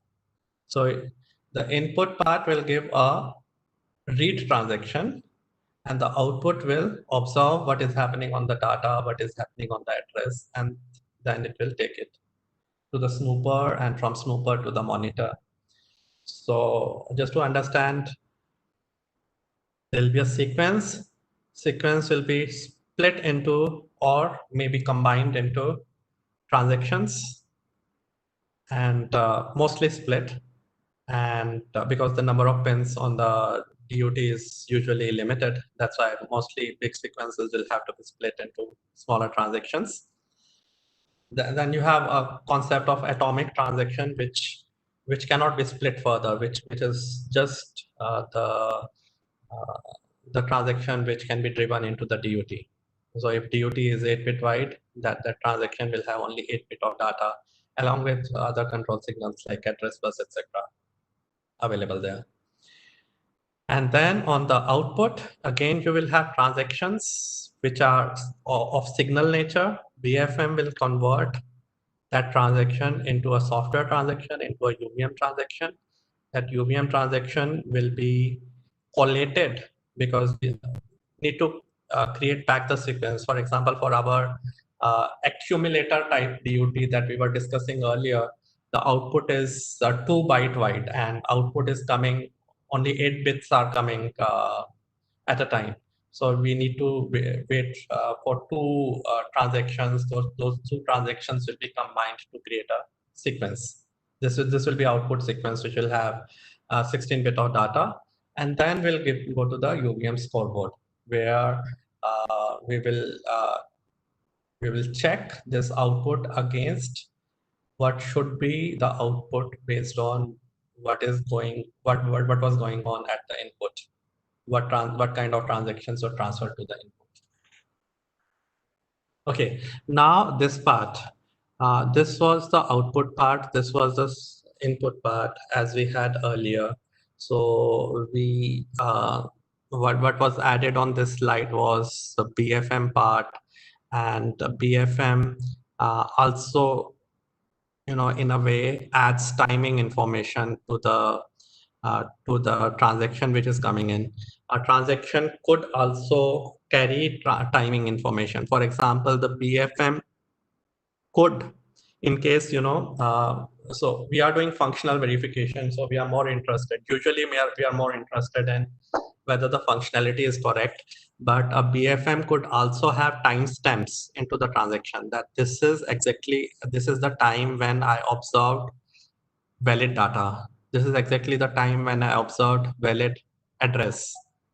Okay, so it could add those timestamps to the transaction, and there could be some kind of finally in the scoreboard, you could be for devices which are where latency of the device is important, you could also be checking for whether you have timestamps from the input and you have timestamps from the output, so you can make a check whether the latency is good enough or not. Okay, now that's also where the snooper and monitor on the input part becomes important, because the checker over here needs input. It can't just monitor the output and decide whether the output is good or not. It needs to know what was given at the input, and only then it can decide whether the output is good or not. Right. So now one way of doing that was, we could simply transfer the transactions that were there. These are software objects. So we could transfer them directly to the scoreboard. Okay, but we don't do that. We do monitoring of signals over here. So there are two reasons of doing that. One is this part of the DUT, this part of the test bench on the extreme left, these two components, driver and sequencer, the sequence.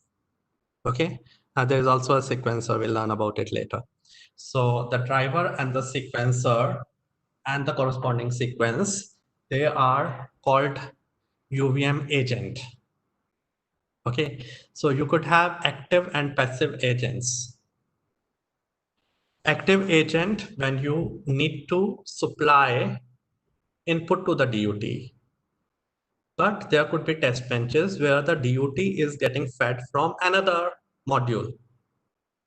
Okay, in a complex hardware, you could have multiple modules. So one DUT could be feeding another DUT, and there you wanted to have a module-wise test bench, which makes sure that your module, this sum module, is working properly. But the input to your module could be either you are driving it, or it could be fed by another module. So when you do SoC integration, the AXI bus is fed by the master, which is usually the processor. Okay, but when you are doing module level testing, then that AXI bus is fed by the active agent. All right, so to make your test bench fully reusable, you want to have another monitor at the input, because in case of passive test benches, passive agents, the driver and sequencer will not work. The input is coming from another place. So you need to monitor it, and you need to send it to snooper, monitor, and then when you have valid transactions, you need to cross-check it against using a reference model against what is coming from the output. So a little caveat here, which is slightly not very usual, but sometimes it is required. So there are two kinds of scoreboards. One is called a push scoreboard. The other is called a pull scoreboard. Okay, so let's understand the difference between the two. So in one of the scoreboards, you will have input coming, and you will have a reference model, and that reference model is going to create an output, and you will match the output against the output that is coming from the reference model. So that's one kind of scoreboard, that you have a reference model which does which behaviorally does the exact functionality as what your DUT is doing. So it doesn't have input protocol, output protocol, all the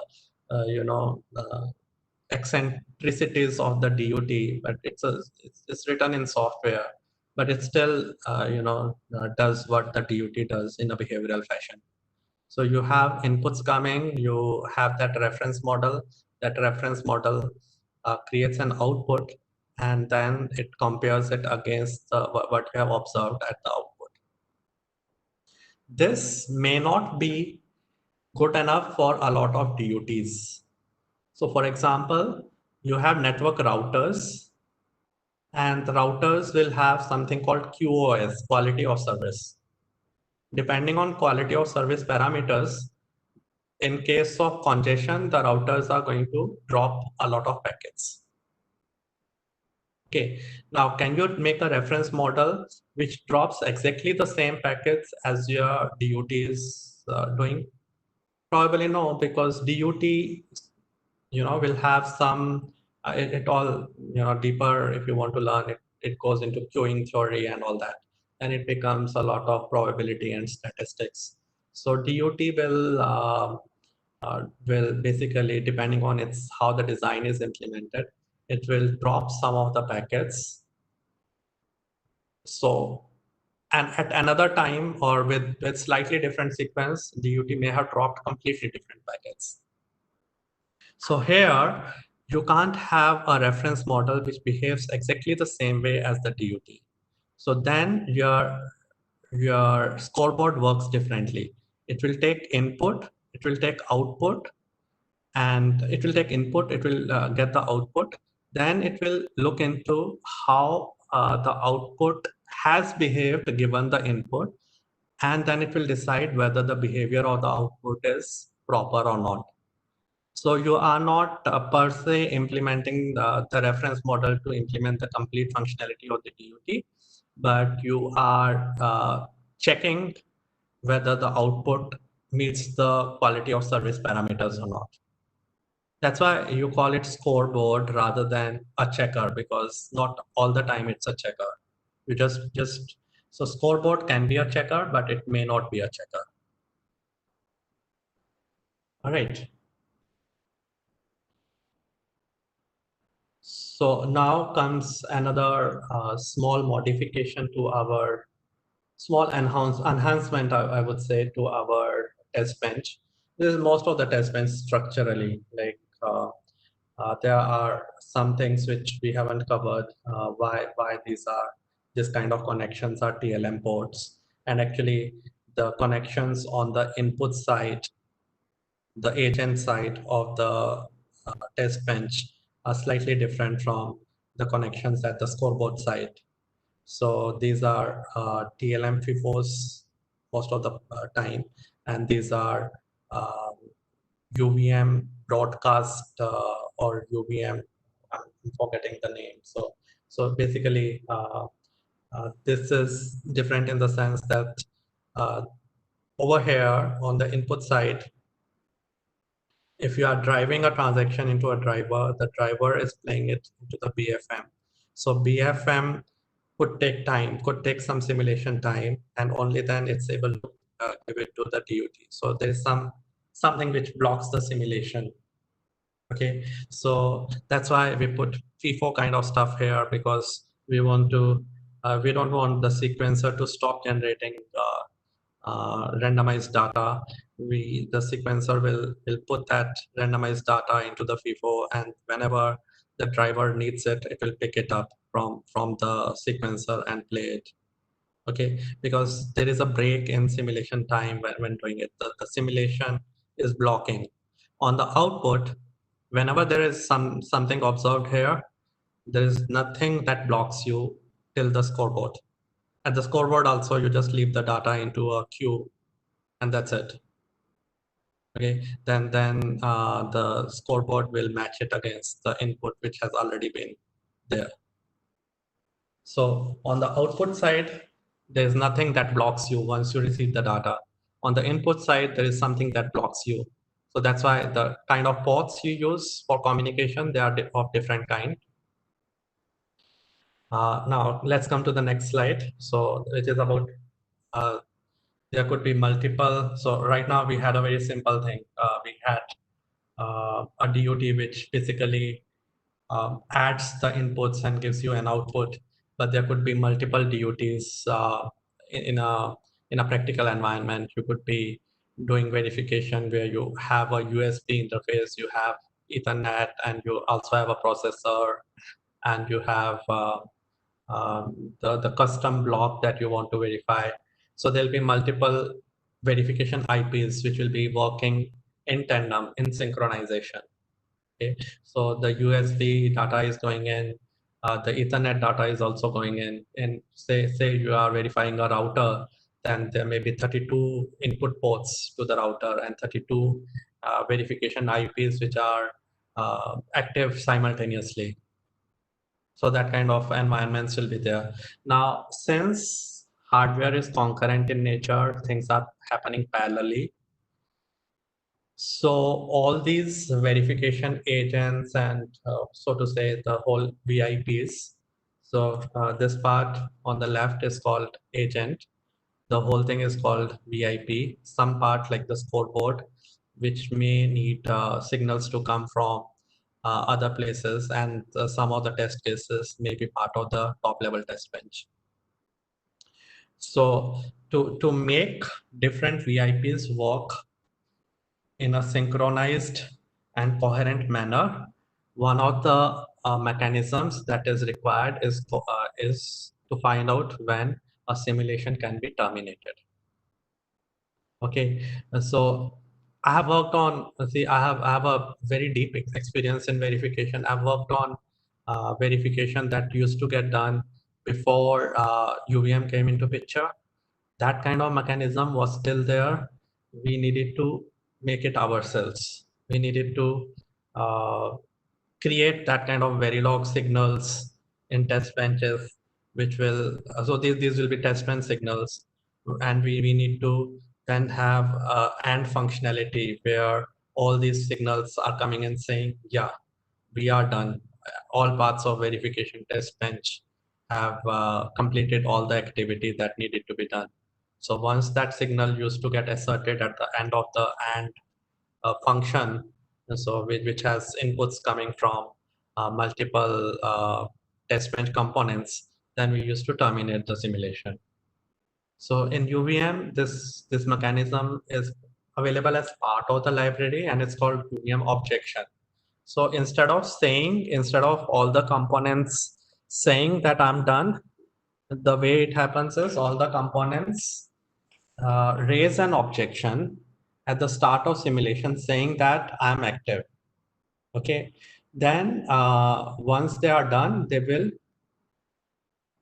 drop the objection, and when all the objections are dropped, then this UVM top level is going to decide that okay, everything, all the activity is finished, all the objections are dropped, so let me finish the simulation. Then because test bench is dynamic, right? These are not modules, these are not Verilog modules. And for example, if we are verifying a 32 port Ethernet router, then depending on my test case, I may, so that will be one of the test cases that I may just need to send signals only on one of the ports. Or another test case will be where I need to send signals on 4 ports. And those are randomly selected, which 4 ports. And then another, because we need to verify the router completely. There will be test scenarios where all the 32 ports are active simultaneously and the router is working perfectly. But there could be very subtle bugs. For example, there could be a bug that when only the 6th port is not active and all other ports are active, then there is a bug. So therefore, some kind of randomization is required even in the structure of the test bench. That if I'm creating a test bench which is random in nature, which randomly decides which particular ports of the Ethernet router need to be activated, then only those ports will have a driver driving them. Okay, so this kind of stuff needs some sort of dynamic building of the test bench. Even when you test software, this kind of configuration parameters come in where you need to decide what kind of test bench needs to be created and built. So in the case of complicated softwares. So this is called the test bench setup sequence. And correspondingly, there is a tear down sequence. Okay, so all this happens through a feature in UVM called the phasing. And on the setup side, there is a build phase, there is a connect phase. How different, so in build, you will create these components. In connect phase, you will create the connection between components. And it may not be as simple as it is in this simple DUT case. So there could be connections from the driver, not from the driver typically, but from the snooper to the scoreboard. But snooper could also connect to coverage. So there needs to be functional coverage. So that kind of so there could be components which connect at multiple places. So all that kind of connectivity happens during connect phase, and connect phase will also make some sanity checks. For example, I talked about that the ports on the agent side where the stimulus is created, those ports have TLM FIFOs connected, right? And the corresponding ports connected. So here, if we have a connection and on the other end of the connection, if we miss, there is no component connected to it. So connection is always between two components. So one of the components connects to the FIFO, and the other component also needs to connect to the FIFO. So if one of them connects, the other one doesn't connect, UVM is going to give you an error, because on the stimulus side, there is always a one-to-one correspondence. Somebody will generate a transaction, and that transaction needs to go somewhere. Okay. On the monitor side, there's no need for one-to-one correspondence. The transaction which has been observed may or may not go anywhere, and it may go to multiple components. Okay, so that kind of sanity checks will be made by UVM connect phase. In the connect phase, at the end of the connect phase, UVM is going to tell you if there were some sanity level problems with your connections, and an error will come correspondingly. Then there is also a start of simulation phase, which can be used as a hook for any kind of configuration that you want to do, because build and connect phase are over, and then the whole test bench is available to you. So if you want to still need to do some fine tuning or some kind of configuration of the test bench, so that phase is available. Then comes the run phase, and run phase also has sub phases. So for example, run phase has a sub phase for DUT configuration. Like you will have reset signal getting activated, and the various components in your DUT receive that reset signal simultaneously. And at the end of the reset, the DUT components may be getting configured. Some register read write is happening. And after the DUT, the whole DUT is configured. So corresponding to, since many people are new to verification over here in the attendees, so I'll just give an analogy. When you boot your computer, in the beginning, it takes a sweet half a minute, or maybe in some cases it's faster if you have an STD. Then it takes 10 seconds to boot up. So at that time, it is configuring various devices internally. So that is the DUT configuration part.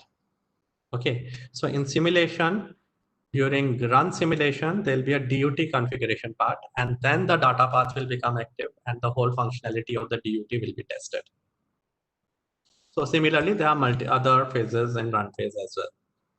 But a lot of times, only in very complicated test benches, the sub phases of run phase are required. Otherwise, we just have a run phase. And finally, there is a tear down sequence where you have extracts phase, you have check phase, and you have report phase. So you extract information from your test bench, from scoreboards, etc. There may be multiple scoreboards. You collate all that information, find out whether the test case has passed or not, and then finally a report will come which will say whether the test has passed or not. Okay, so this is at a very high level. This is what UVM is about, and if you understand this much, then you know the next part, which is very important, is understanding how to create a test bench, and for that we need to understand object orientism. So we'll be covering that tomorrow and day after. But this gives you a complete view of various parts of UVM and how they are, uh, they are used to create the whole test bench. There are some parts of UVM which I haven't covered, especially the factory registration. I haven't covered yet the callback mechanism. All that is important, but it's, they are very specific things, and we'll be covering them after we get to know. For example, you may create very simple test benches without understanding what factory is. You may create very complicated test benches and never use callback mechanism. So callback is a special thing which I'll reserve for the end. But I'll be covering factory because that is useful uh, for understanding how to find in your test bench with and how to in a very subtle way add constraints even to the parts of the test bench you receive from uh, a vendor. For example, you could receive Ethernet verification IP from a IP vendor, from a verification IP vendor. Like there are multiple vendors. Every is one. Every is a Taiwanese company which creates verification IPs. There is another one, Smart TV. There's Chip, and then all the EDA companies, Mentor Graphics, Synopsys, and Cadence. They also give you verification IPs. When any of these IP vendors they provide you a verification IP, the IP itself is encrypted. Okay, so you can't change the source code. Now with factory and with the other object-oriented design principles, you may add functionality to already existing test bench, even if the that part of test bench is encrypted. So we will learn all that tomorrow and day after. So tomorrow and day after we learn the fundamentals of object-oriented programming, and then we learn those finer details of UVM. Now, finally, this is a small and light part. The nature of verification. Even if you are, one of the best experts in UVM, you may not be a very good verification engineer. So this is the philosophy behind verification. So you are, so to say, Bible of verification for a verification engineer is the specification document. Okay. After lunch, I'll open the flow diagram again. So the point is, the RTL has been created according to the specification document, and that's what we want to check, whether specification is met by the RTL designer or not, because creating the RTL is a manual process. Okay, so the designer may have misunderstood the specification, may have missed a part of the specification, or may have inadvertently created bugs in his design. So your intent will be specification and nothing else. And your objective will be to destroy the design. You need to have that killer instinct. You know, I have been into situations where the verification engineers, they literally have fights with designers because whenever they come up with a bug, the designer has to work hard. So if you don't have that killer instinct and you get sympathetic to the designer, for example, then you may not be doing justice to your profession. So you need to have that killer instinct, because if you miss a bug or you don't report a bug, it will come in silicon, and that will mean loss of $1 million. Then you need to have a discipline. Never ever consult the designer. So you look at the specification and you find that you don't understand a part of it, you never go to the designer to understand it. You can consult Google, you can consult the person who, especially more than the Google, you need to consult the person who wrote that specification. If you are consulting Google, then you should be looking for standard documentation of the protocol, which may have a reference in the specification document also, but may not have. So you need to consult the standards. You need to consult the person who wrote the architecture document. You may consult the validation engineers, but never consult the designer. Because if you consult the designer and he had some problem understanding the specification, then you will have the same problem and a bug will get masked. Okay, then there is a corollary to it. Never consult the design. So the design is available to you in most of the cases because the guy who wants you to verify it gives you, because you want to compile it, he gives you the design. So sometimes it may be very convenient for you that you want to understand a part of the part of the specification by looking at the design. But if you do that, then you get the bugs, you get infected by the bugs as well. So your test bench in that case will have the same bugs as the design is having, and therefore never do that. All right, so that's the end of this presentation. When we come back after lunch, so I already overshot time, but when we come back, we will understand some parts of embedded UVM, how embedded UVM is special. It's different from UVM, the normal UVM. We'll understand. So most of the places it's different. That's to give it features which make it compatible with embedded kind of environment, or give it other features like make it multi-core enabled. So we'll understand some parts of it. We'll understand the anatomy of our test bench by looking at code. Till now we looked at only the slides, and we will run the test cases. We will look at the waveforms. We will also see how to debug a test case. Okay, so we break right away, and it is about 12:20. We meet back at 12:50. Thank you, sir. Yeah. So all the participants are requested to please join us by 12:50. Thank you, sir. Okay.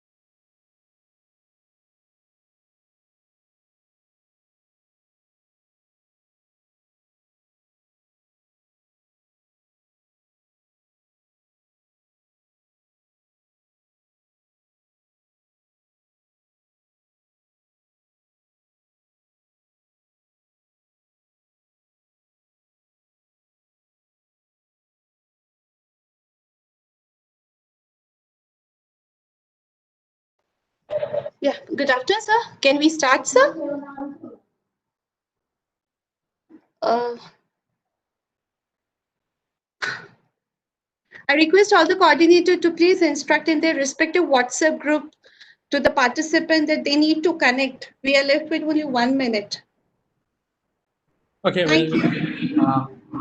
we'll give two, Yeah. 3 grace minutes and we'll start at 12:55. That should be okay. And Yeah, then sure. at 12:55, we'll take some questions and then we'll start. Okay, sure, sir, sure. Thank you, sir.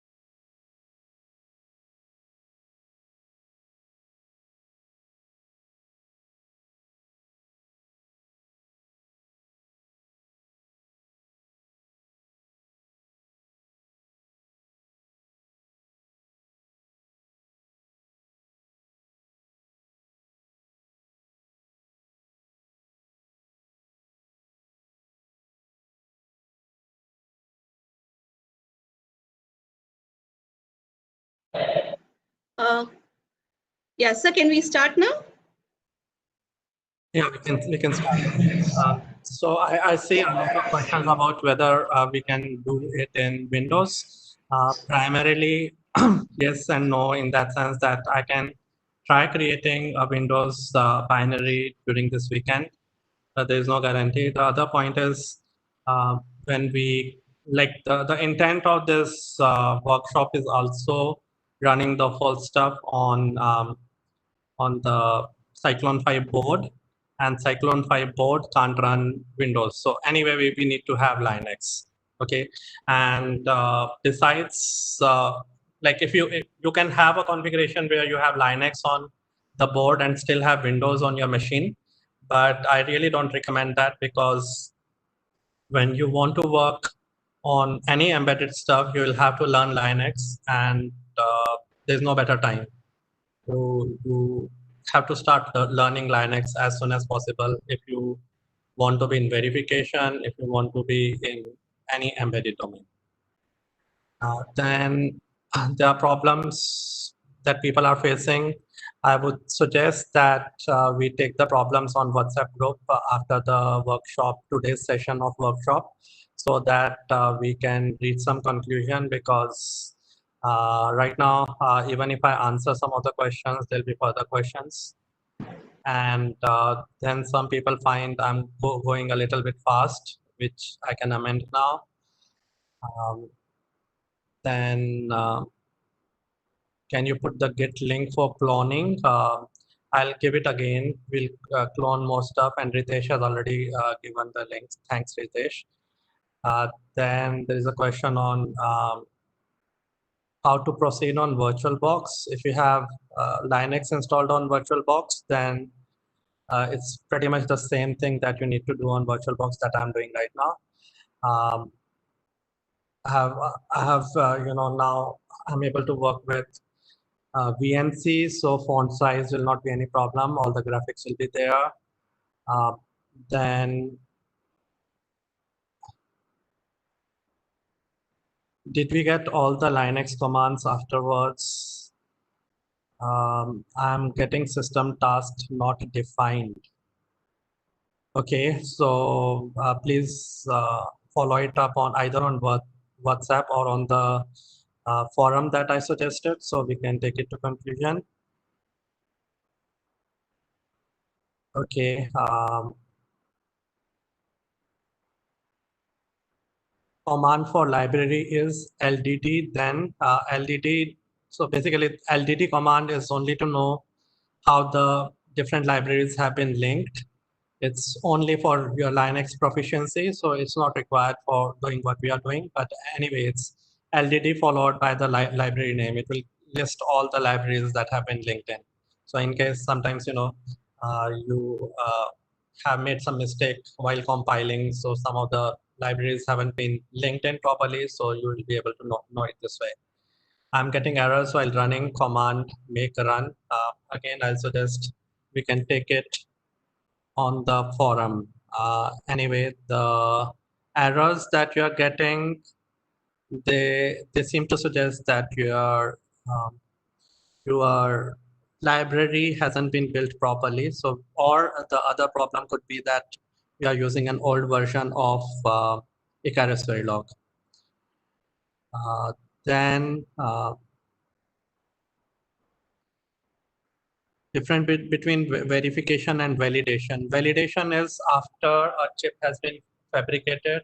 So validation is, once you get the chip back from fabrication, you put it on the board along with the rest of the chips on the board. You make, not the complete system ready, but it should be good enough to test the system. That much system you make ready on the board, and then you start validating your chip, whether the chip works or not. So on the other hand, verification is before the chip goes for fabrication. Actually, verification is before even the backend part, the PD part, physical design part. It's like you want to verify as much as possible before you send it for fabrication, because fabrication is a lengthy as well as costly step. typically these days for nanometer technology, it takes about $1 million to fabricate a chip. And if you haven't verified properly, probably you will need to spend that $1 million multiple times, because your chip will come and it won't work, and then you will try to make it work again. You will have some issues. So that way, it may take a few iterations, so you will lose on time and money. So you want to do as much verification as you can before sending it for fabrication. Okay, all the people who are getting errors and not able to run it on Linux, so I suggest we take it up either on the forum or on WhatsApp, but not right now because I won't be able to respond right away. Then there's a question on what's the purpose of std.stdio line. So basically, it's the same purpose that gets served by um, importing or including the header files in C++, or importing packages in Java, or including and importing packages in packages as well as header files in system Verilog. So you are, in a way, when you link in a library, the binary gets linked.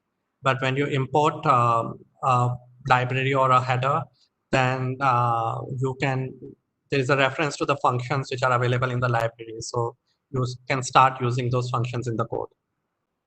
Is this like to verify a software program? So I don't know the reference, so I can't answer it right now. Why do we use UVM sequence item instead of UVM transaction? So UVM transaction is the base class, and UVM sequence item is a derived class which relates the transaction with the sequence. So there's further functionality to relate the transaction to to the parent sequence, and that's why, because we certainly want to use sequences, and thereby we need to have sequence items. So we use the derived class. We don't use the base class. I'm getting some error make directory for the make directory workshop command. You need to see whether you are in your home area. If you are somewhere else, then you won't have permission to create make directory. So you can go to your make home area by saying cd without any argument. Then you need to give make directory workshop command. You can succeed. What's the difference between BFM and interface? BFM is like interface is mostly like the pins of the pins that you need to uh, interact with between the design and the test bench. So there'll be pins and you combine them together. So you create a sort of virtual class with those pins. That's called the interface. And the BFM is that functionality. We will have a look at the BFM now, and we'll get to know what BFM is and how it is different from interface. So interface is the set of pins along with maybe clocking information, but the BFM is the exact sequence, how to play the different values on the signals, or vice versa, how the signals need to be monitored, and then data and address value, or the values of different control signals extracted from the signals. So BFM is a task, interface is a set of pins and ports.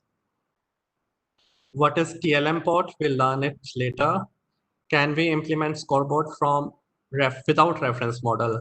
In many cases, yes. When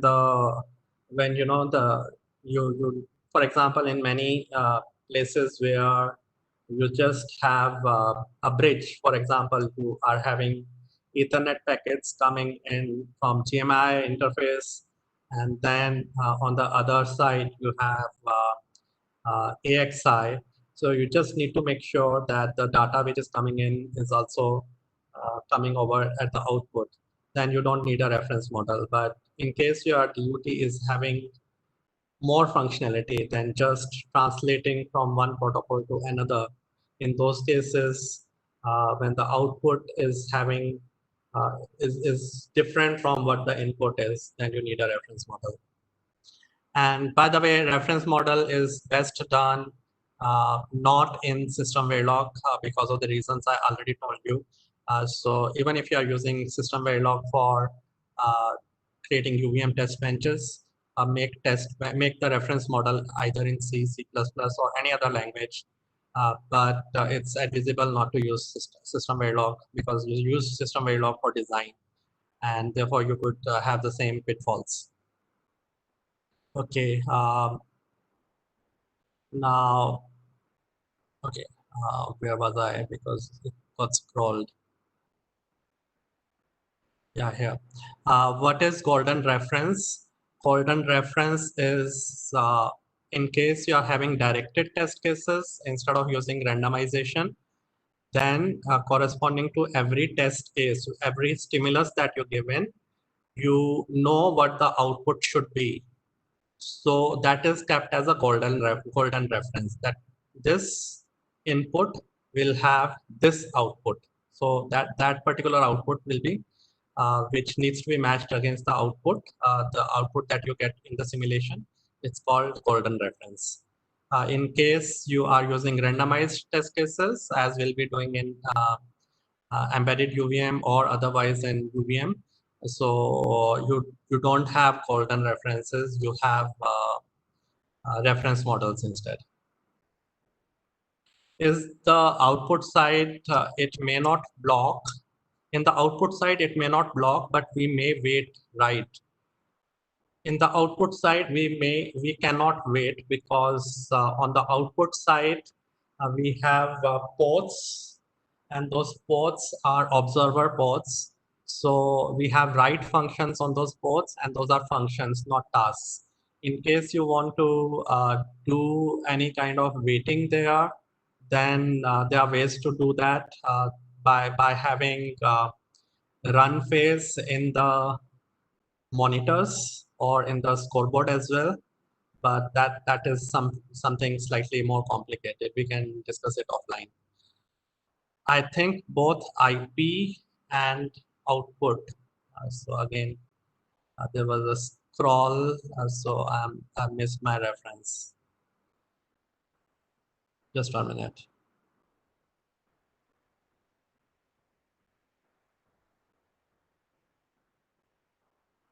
Okay, I think both input and output UVM monitors need and monitors enough to capture data on input pins and output pins.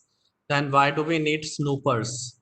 Snooper is the low level monitor. Just to give it a different name, I call it a snooper. There are people who call it with other names. There's no standard name there. But the point is, on the input side, we had sequence, and then we had transaction or sequence item. On the output side, so in the input side, we had sequencer and then driver.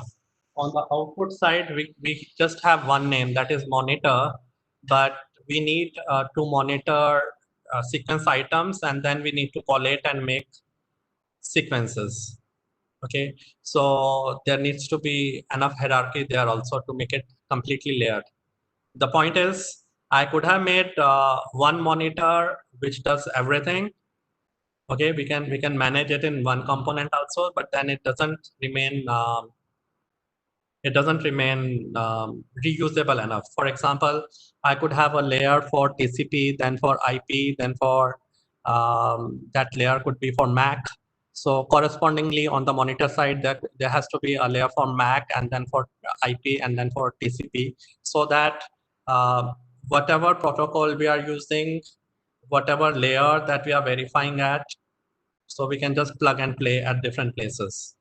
So that's why on the monitor side also, it's preferable that we have a layered implementation, and that's why we have snoopers which are low level, and then monitors which are higher level.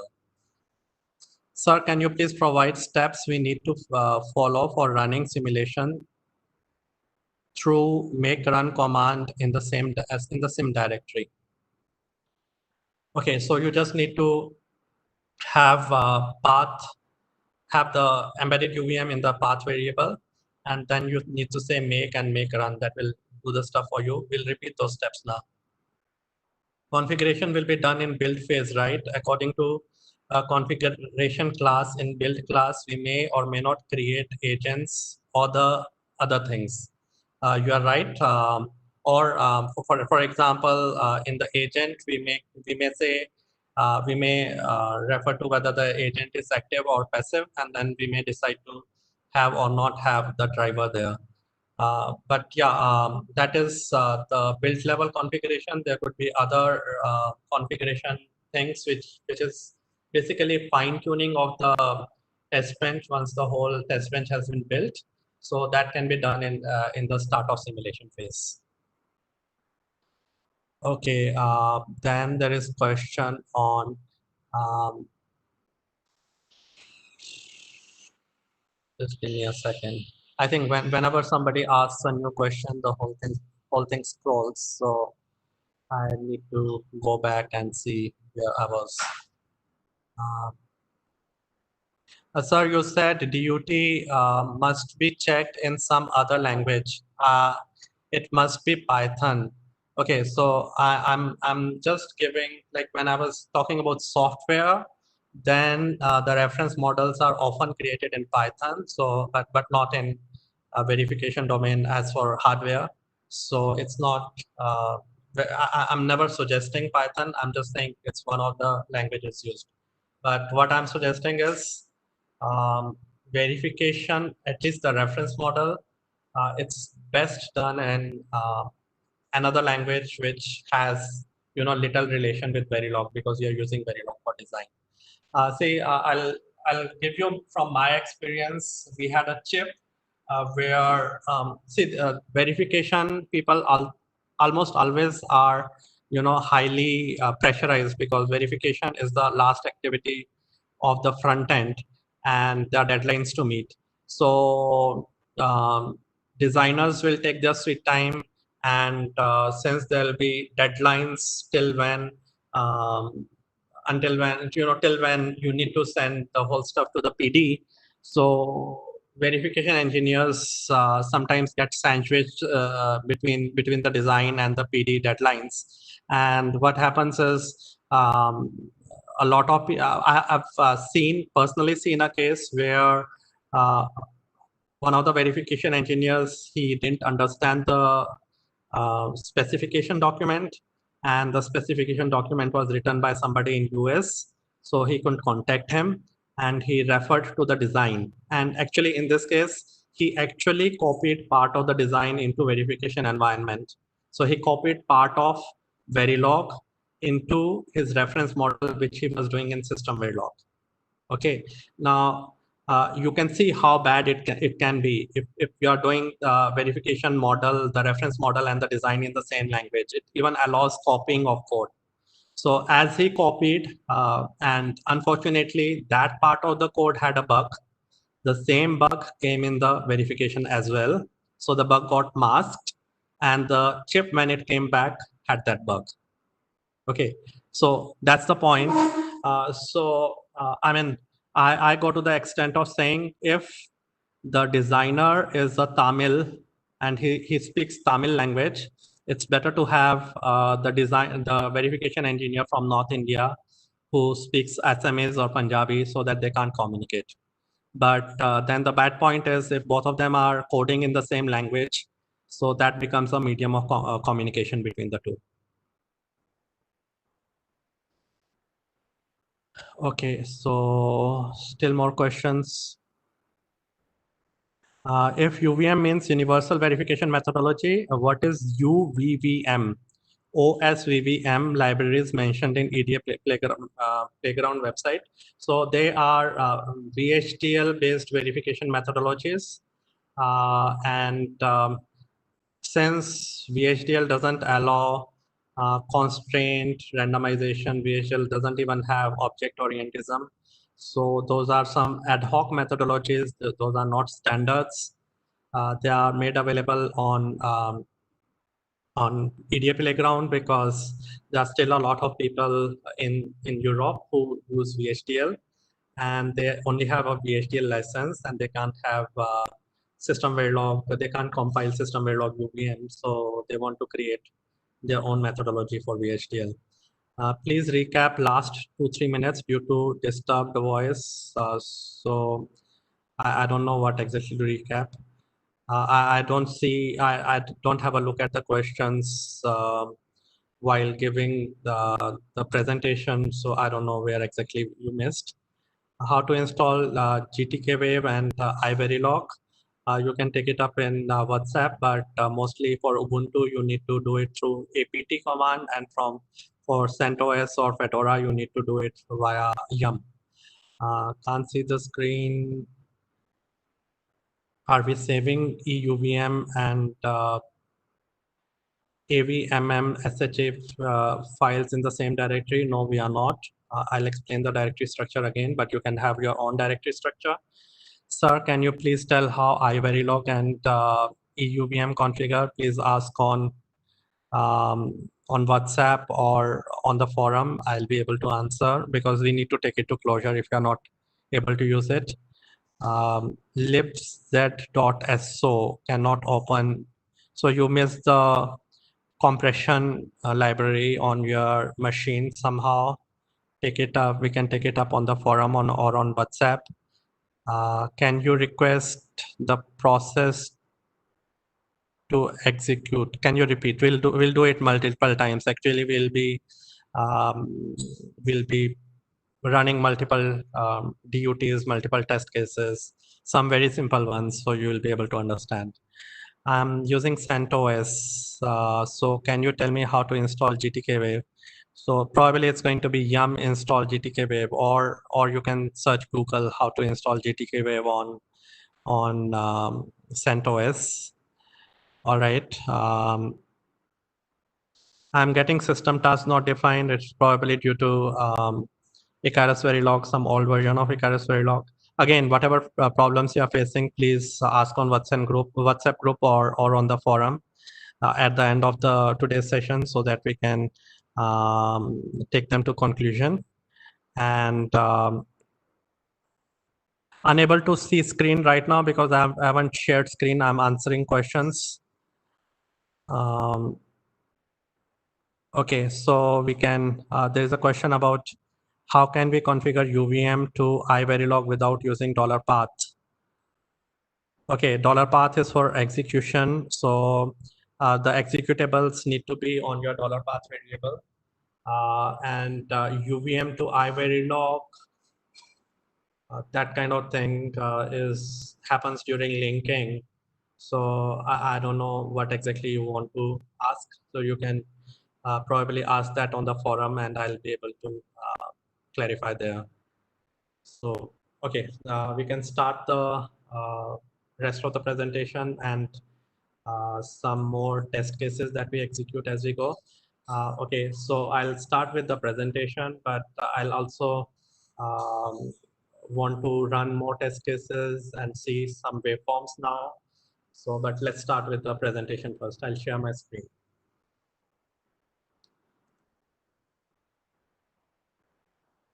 All right. So my screen you'll be able to see. And I have more slides to cover. We already covered this. Okay, all this we already covered. So I need to go to somewhere here. Okay, so now something about embedded UVM.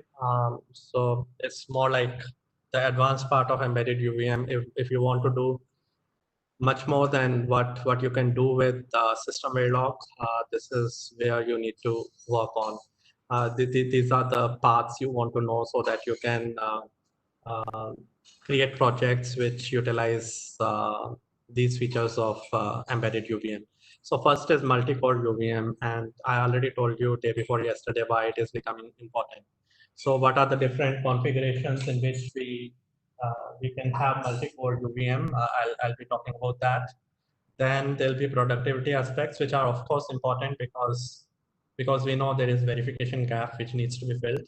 So if a verification engineer becomes more productive, that should be the way to go. Then we talk about a little bit about the implementation of embedded UVM, and then some nifty features of small features but important, which make embedded UVM much more efficient.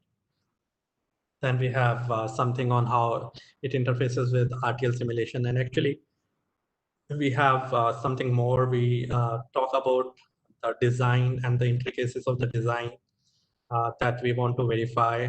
I'm talking about AVMM SHA3 design. So I'll be talking about how the test bench is structured and how to relate the code with what we learned about UVM test bench architecture. Okay, so this is how a normal test bench will behave. So if you are working with system Verilog, system C, etc., the DUT may be taking much more time, but I'm taking the cases where DUT either has been optimized with multiple threads, or DUT is actually on FPGA, or DUT is on some virtual platform, so it's running fast. So test bench in those cases become bottleneck.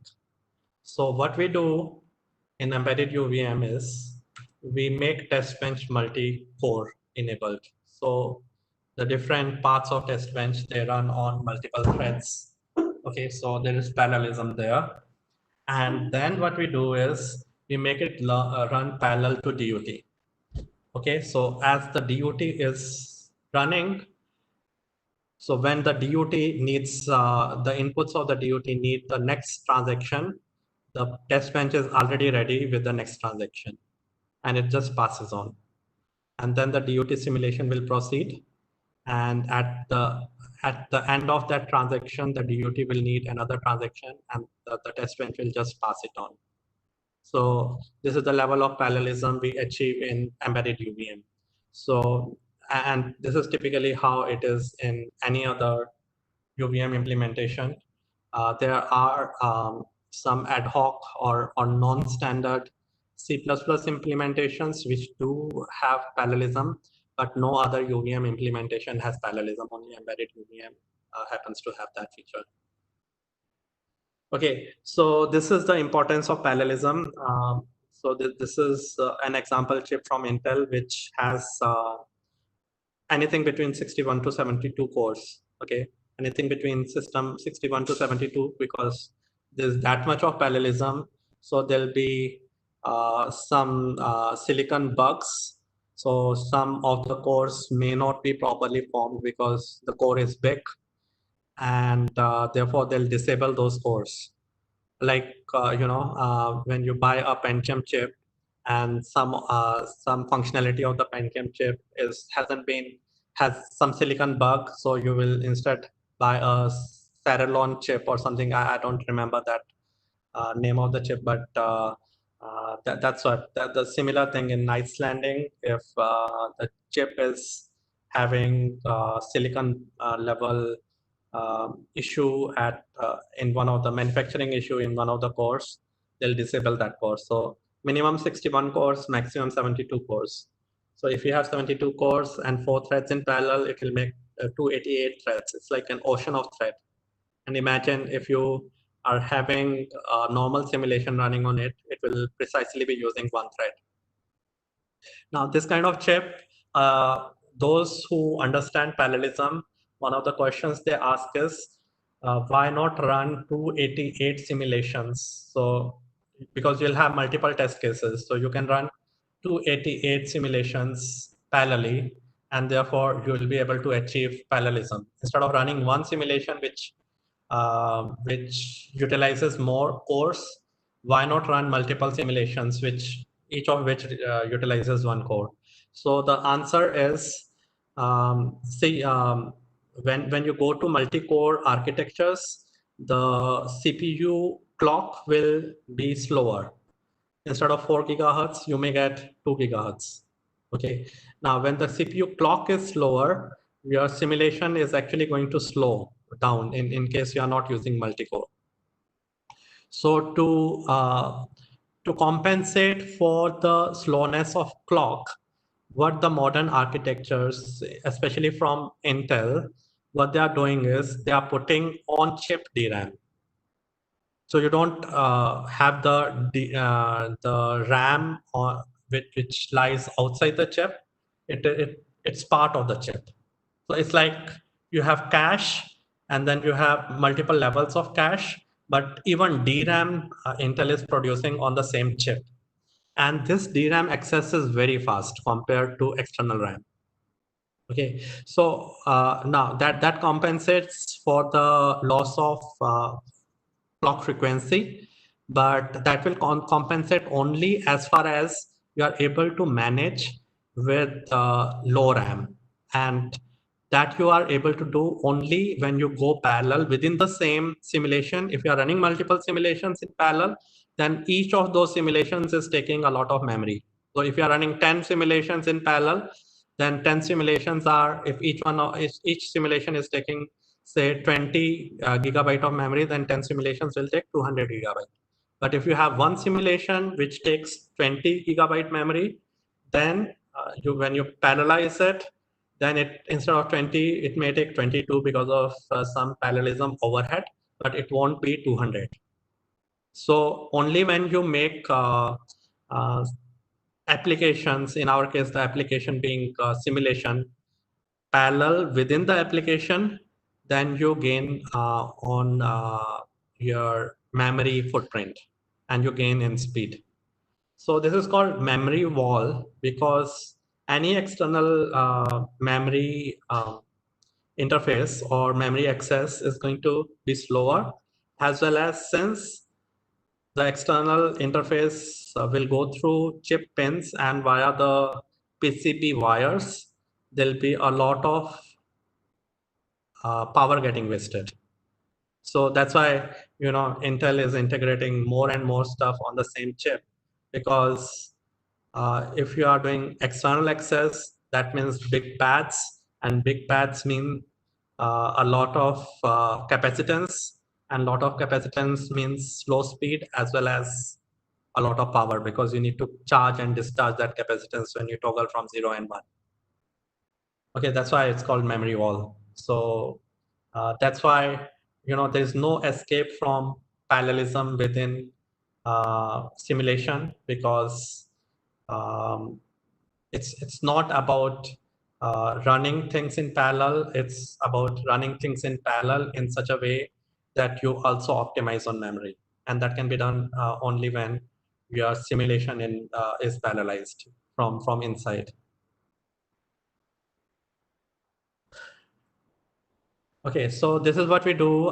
We have a simulator, the base simulator of embedded UVM, which runs tasks in parallel. The scheduler part cannot be parallelized, so the scheduler part, but the scheduler part is run on one thread, and the tasks are then run parallelly. Now, so the point is to have this parallelism work for you. It is important that the scheduler runs for minimum time, and the parallel threads run for more time, and that's where transaction level stuff helps you. Instead of having uh, you know, exchange of data at wire level, at signal level, you do it at a transaction level, so thereby you reduce the number of events, and thereby the scheduler runs for less time, and the tasks get more time. So that is by default there in every test bench architecture which is UVM based, and that's why we are able to utilize an embedded UVM. Okay, so configuration of embedded UVM, the multi-core part is very easy. You just specify a number of cores that you use. So you may have a 32-core server, but you don't want to use all of them in one simulation. You can specify how many cores you want to use in your simulation, and you can use exactly those. And uh, this is the core it will map to. So it will map to 0, 1, 2, and 3, because you start from 0. So in case you have you are mapping one simulation from 0 to 3, you can map the other simulation from 4 to 7, and so on. So that's how you do it. And except for this, you don't need to really change.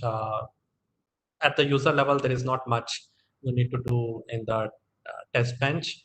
It's all taken care of in the library. So multi-core, which is otherwise very complicated to comprehend and to work with, we have taken care of most of it within the UVM library. At the end user, it's a it's it's not visible that we are actually doing multi-core.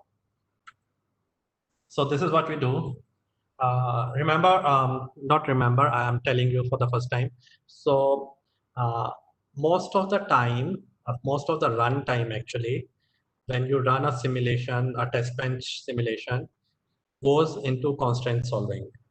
Okay, and in case you are running a SOC simulation, there are going to be multiple verification IPs. So every verification IP is going to have its own constraint solver. That's how we have architected embedded UVM. In many other uh, system Verilog compilers, there is only one constraint solver, which is global. But we have, though we use multiple constraint solvers, there is an inbuilt simple constraint solver, then there is BDD, and then there is Z3. So all of these are multi-core enabled. So you can have, for each VIP is going to have its own constraint solver, and it's going to, so if there are 4 VIPs, then each one of them is going to invoke its own constraint solver, and they are going to work in parallel. So that's how we achieve multi-core parallelism in embedded UVM. There are other ways as well. So what we do is say you don't have a complicated design, you have just one VIP, you're doing module level test, but still your VIP is becoming a bottleneck because of constraint randomization, and your DUT is running faster because it's on FPGA or it's on uh, a virtual platform, or you're doing emulation. So in that case, you need to generate uh, transaction sequence items and sequences much faster. And then what we do is we have multiple worker threads. This is a concept unique to embedded UVM, where you have, you call it, so basically these are uninhibited threads. Uh, these are not synchronized with the simulation. These are free running threads. You call it free running. Okay. And these free running threads will keep on generating. You can have as many as your processor allows. And these will keep on generating constrained transactions or constraint sequences. So each one of them has its own constraint solver, and they keep on generating constraint sequences in parallel. And then there is a virtual sequencer which takes one by one from this one, and so on. And thereby you are able to utilize multi-core even with one VIP. Okay, and similarly, we also have a multi simulator concept where we can actually run multiple simulators in parallel, and they then have a virtual sequence. So these are some of very advanced concepts. If I'm going about these because if you are doing, say, if you are doing doctorate or some other thesis and you are interested in multi-core simulations, I'll be very happy to support you if you want to do something on multi-core enabled verification. Okay, so for doing that, we had two concepts which we implemented in embedded UVM. One is worker threads. These are threads uh, which are loosely bound. They are not tightly bound with the simulator, with the scheduler, I should say. So I'm talking about this scheduler. So these threads, so these are scheduler managed threads. So I'm not talking about these. So I'm talking about loose threads which we invoke, and they don't interface with the scheduler at all, but they interface through FIFOs to UVM. So it becomes very, very fast.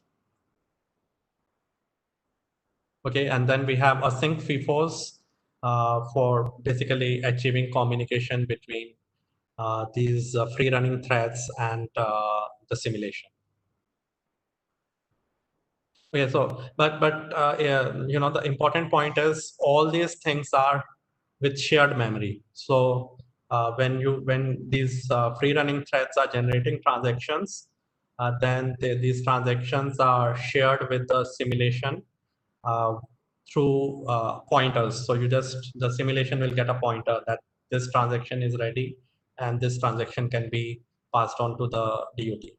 So that way, so you are not involving any inter-process communication, as in when you have multiple processes running. So this is not multiple processing, this is shared memory application, which is the fastest way to do stuff on multi-core applications. There's still some optimization. There is something called lock-free multi-core. That optimization is not there yet, but it is shared memory multi-core, which, as I said, is very, very fast. Then on productivity part, system Verilog compile and elaboration time. I'm telling you from real world data. If you are working on big SoC chip, when you make little bit change in the test bench, the whole test bench and the design will get compiled again. You might invoke something called incremental compile, which is available in most of the compilers. Still, it won't drastically. Your change in the test bench, even if it is, say, you changed a couple of lines, it's going to result in a wait time of maybe half an hour to 1 hour in big projects. Okay, so that becomes a big factor in verification gap. People generally, I mean, I'm talking about verification engineers who work on SoC level, they make changes in their test bench because of some feature addition, or because the test bench itself could have some bug and they are fixing it. And then after doing that, they go for T, and they come back from T, and still the compilation and elaboration is not over. So with embedded UVM, you don't have to wait for minutes or hours. It will give you a running test bench within half a minute. So we talk about productivity features of embedded UVM. The last one was one major one. Then we have, it's a language. It's done in a language which has library, so to say, because for example, if you want to do complex algorithms like AI algorithms, or you have to implement, for example, a reference model. Then with system Verilog, you don't have a library. Even if it's a damn simple stuff like CRC checksum, you'll have to write your own code for that, and that's where it becomes a major problem, because if you are writing code for CRC yourself, then you will be very, very tempted to copy it from the design itself. Or even if you write it yourself, because you are writing it yourself, chances are you will have some bug in it, and therefore it's much better to work with a language which has a library of algorithms and data structures, because those data structures and algorithms are in a library which is getting used by literally millions of users, and therefore chances that you'll hit a bug are low.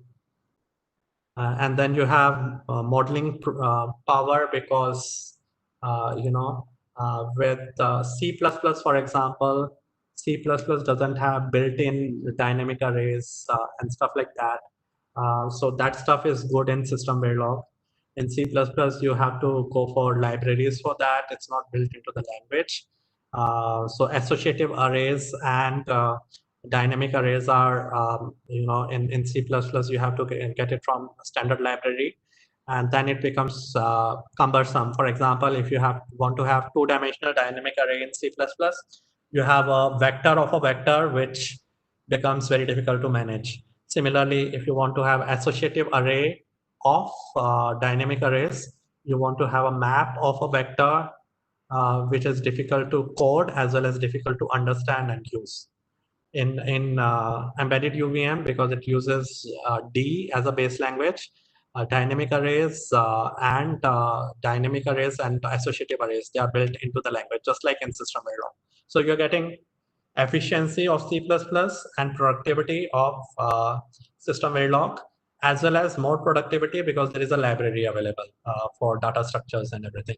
In system Verilog, you don't even Even if you want to have a linked list, you want to create your own because there is no linked list there is no library as such, so nothing is available. Then there is native efficiency because you actually create binaries which run on processor.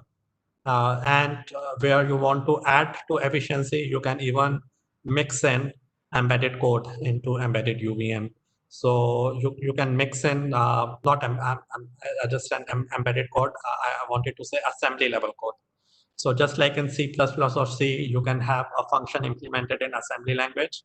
In embedded UVM, because you are using D, and D also allows mixing in assembly code. So you can mix in assembly language. Productivity features, just like System Verilog or Java, you have automatic garbage collection, you have arrays as first class data objects. So you have dynamic arrays, and actually System Verilog dynamic arrays are broken. System Verilog has queues, and all the time you end up using queues even if you don't want to. But dynamic arrays you can't use because System Verilog dynamic arrays, if you want to increase size, you have to manually allocate it again. It doesn't grow by itself. So that's why I call it broken, and that's why uh, it becomes a stumbling block when you code because it doesn't grow automatically the way Java or in C++ you have vector library. Uh, so how the vectors grow or how the dynamic arrays in D language grow, a System Verilog have a broken dynamic array concept. Pointers are available for low-level programming if you want to, but when we look at the test bench, you will be amazed to see the whole test bench will not have any pointers. The only place we'll be using pointers is when we program the embedded board, the Cyclone board that we'll be doing, and therefore low-level stuff for communicating with the kernel will be invoking pointers. So pointers are there for efficiency, but you don't have to invoke them for creating a test bench. So as you can see in this code snippet, it's very similar to how you do it in System Verilog. So the syntax is a mix of System Verilog and C++. So instead of begin and you have curly braces, then instead of saying rand, you say @rand. We'll talk more about it later, but briefly, @rand kind of stuff is an attribute, is a data attribute which doesn't actually add to your memory footprint. So it's available only at compile time, at runtime. There's no memory overhead. Uh, Constraints, we support most of the System Verilog constraints, but it's a ongoing effort, and hopefully by end of this month or start of next month, we'll have constraints with enough constraints. So our target is there is a System Verilog UVM test bench for RISC-V, which has been released by Google. It's an open source test bench. We want to convert it into embedded UVM, and we are, trying to have as many constraint constructs that particular IP uses.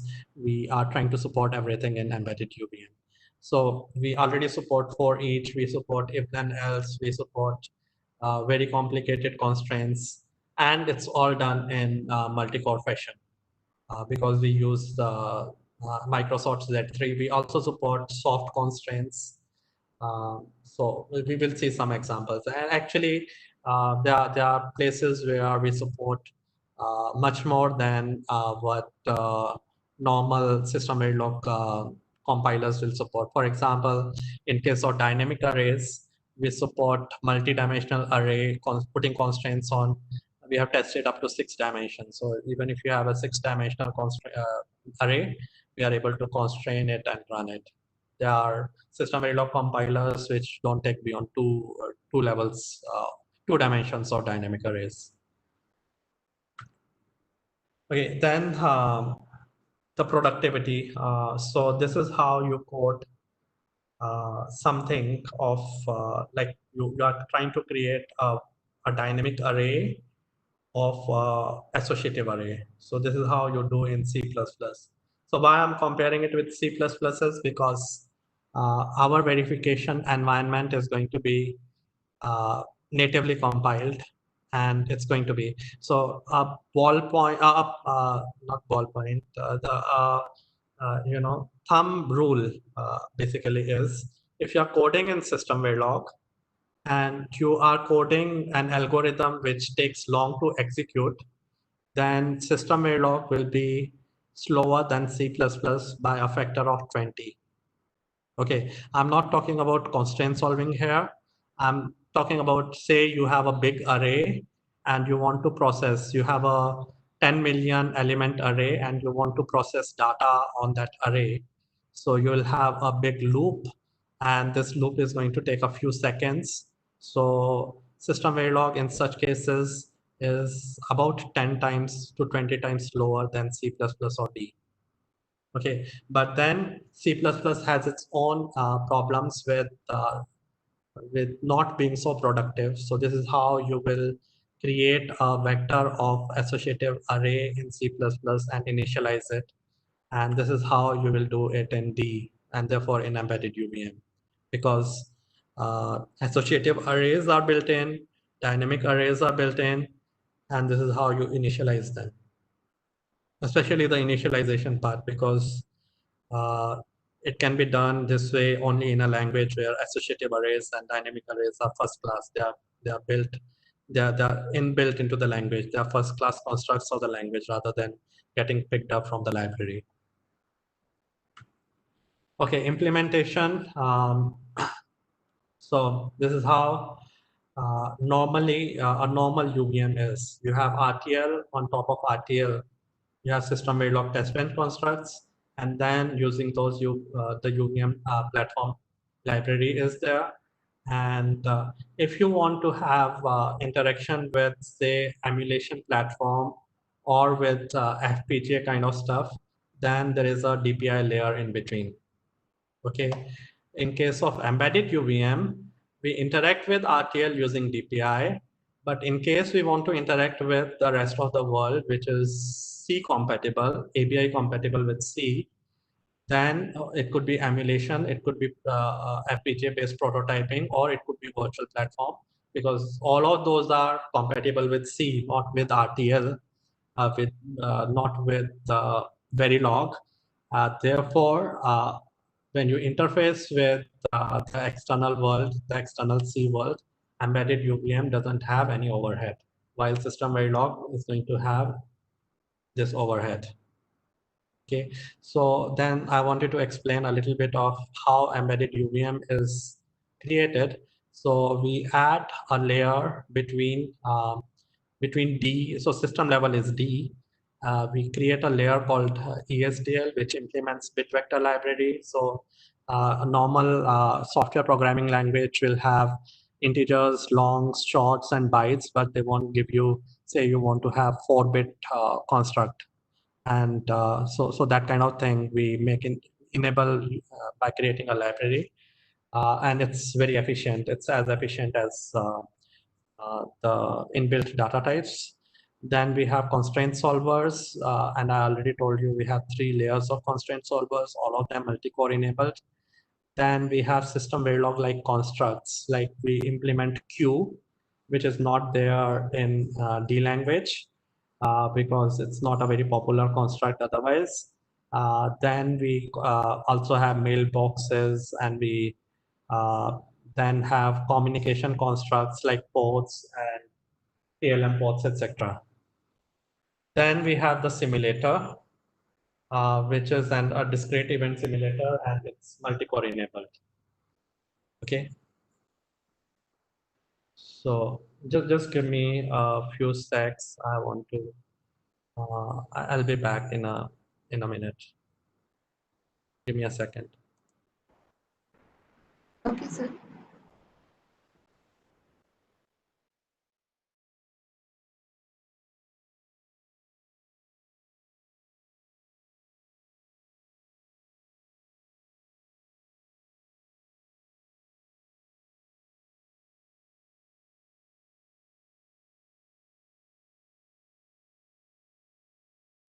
All right.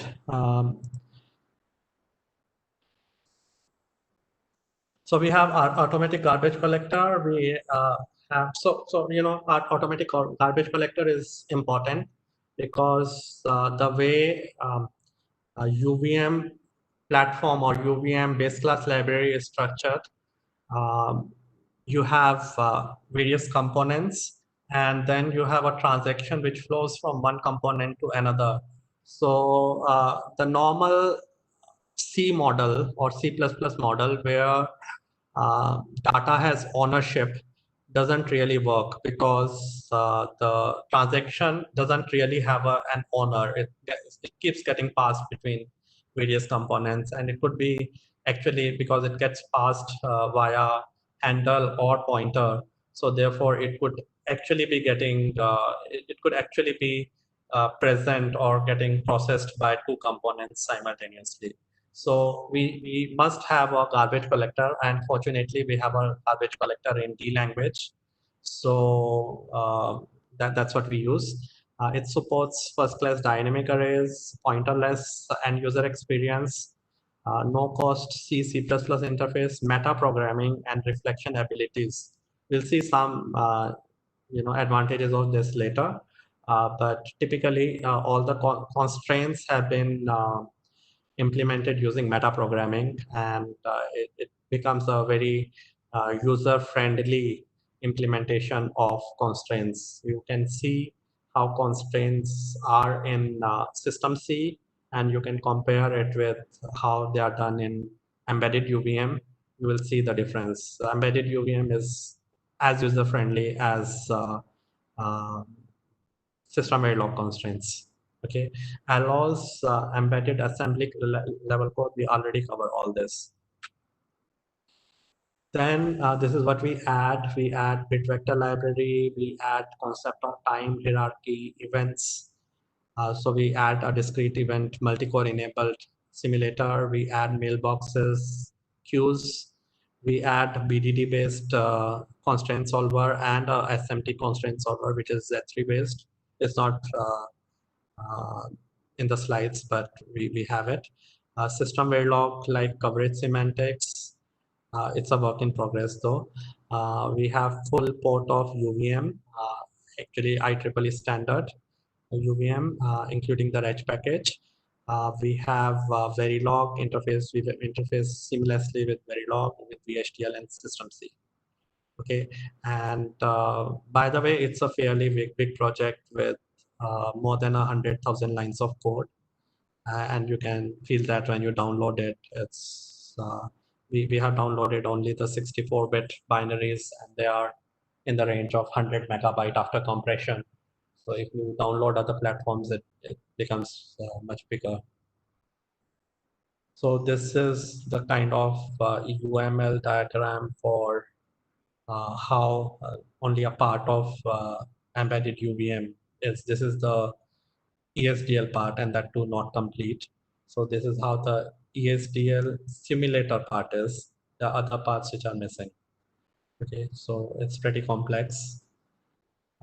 Then there are things which are there due to the fact that we use D language, which is having advanced features. So there's a feature called lazy computing. Okay, so it's like okay, we'll cover that in the labs, and then I'll point out what lazy computing does to us. Actually makes the running test cases much faster due to lazy computing. So we'll cover it while doing the labs because I don't have the right reference here in the slide. Then people who use System Verilog would be aware of SV unit package that some people have written in open source. A much more powerful feature is available in D language, which lets you add test to the test bench itself. So you want to test the test bench because when you are running the test bench, actually you are only comparing the design with the test bench, and thereby you are making sure that the design doesn't have bugs. But what if the test bench has bugs? So you want to test the test bench also So it's very powerful in embedded UVM because of this unit test construct. And then there is something called multiple UVM routes. I'll kind of skip that. It's a very advanced concept because it's like, just very briefly, given a UVM route, you will have the phase mechanism. So only one phase will be active at a time. So for example, if you have a DUT config phase, then all your components will have to be in DUT config phase. Now, at system level verification, it becomes a problem because you may have something like hot plugin. So you are, for example, inserting a board into PCI Express slot. So the board you are inserting will need to be in DUT config phase, while the rest of the system is actually in the run phase. So for that kind of scenarios, we allow multiple UVM route. This is not something that normal UVM can do. So all these multiple routes can have their own phase mechanisms. So there are actually multiple test benches running in parallel, but with the caveat that they all share memory. So they are running on different threads, but they share memory. So there can be interaction between different test benches.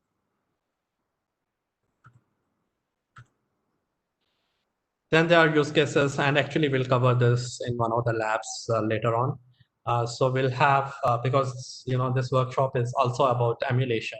So there's one kind of emulation which you can do on big platforms like Veloce. So you do it where you map the whole SoC design on Veloce, and then you are running simulation in a very fast manner. There's another kind of emulation, which is prototype FPGA prototype based. We'll be doing that in this workshop. We'll also be doing another kind of emulation, which is software emulation. So we'll run QEMU, which is a software emulation, just like you have VirtualBox. So VirtualBox creates a virtual environment within your operating system. So you can run two operating systems parallelly. QEMU allows you to run another operating system with another architecture itself. So basically, we'll have QEMU run ARM binaries for us, and thereby we'll be able to develop ARM firmware, and we'll be able to develop ARM embedded programs. And then when you do that, say you are creating a driver in the ARM environment, you want to see whether it's going to work with, because hardware is still under development. You want to see whether it works with the actual hardware or not. So this is your virtual machine, which could be running another architecture like ARM. So it will run Linux on top of ARM, and then we'll interface it with a simulation which will be running on your host machine. So just like QEMU is running on your host machine, the Verilog simulation will also run on your host machine.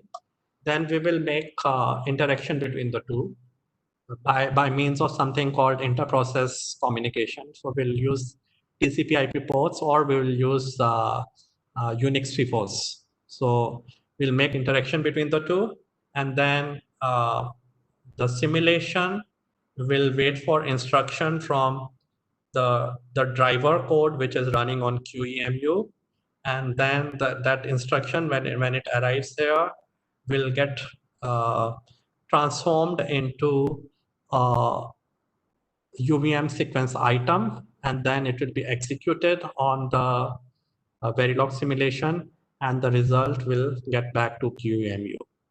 So when we do this, the very point of doing this is enabling hardware software co-verification, but it is different from virtual platforms. It's different from emulation platforms, and it's something you can achieve at your end. You don't. So for example, for virtual platform, you will need to spend a virtual platform license from a good EDA company will cost you $100,000 a year.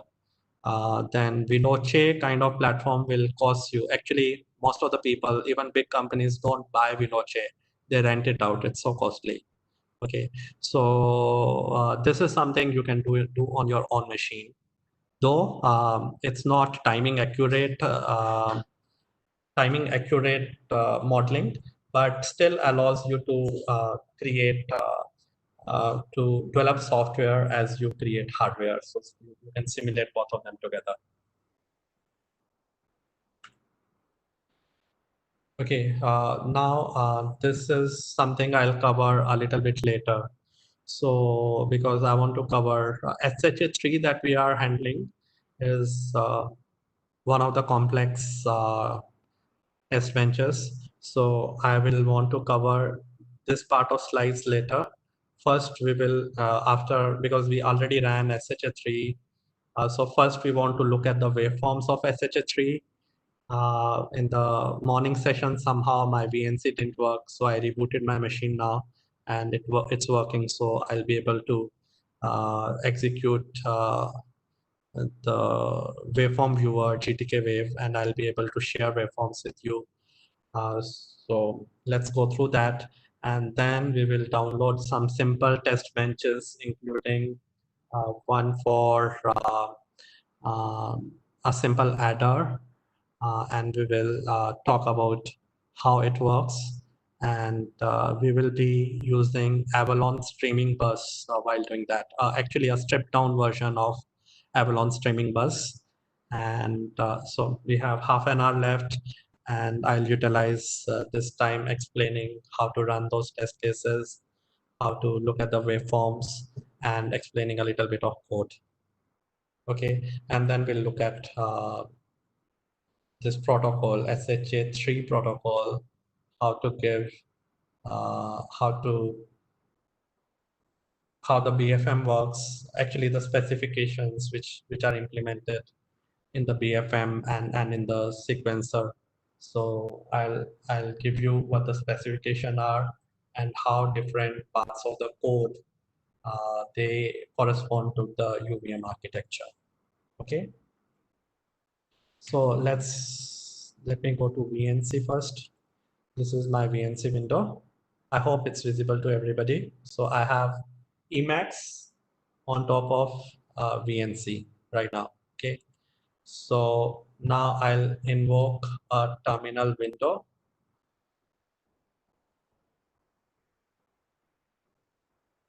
Okay, so I go here. No, this not this. I go here, and I go into system, and I go and create an external.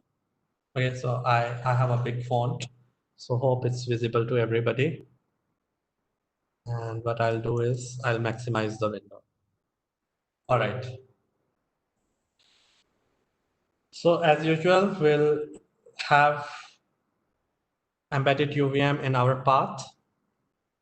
There is something at the end. I hope, yeah, there's nothing at the end. That was only some noise on my terminal. So I have it, and then I'll go and run my test cases the way I ran them earlier. So I go to work, and inside work, I'll go to workshop, and over here, I'll go to sim directory, and I'll just say make run. So this will run my simulation.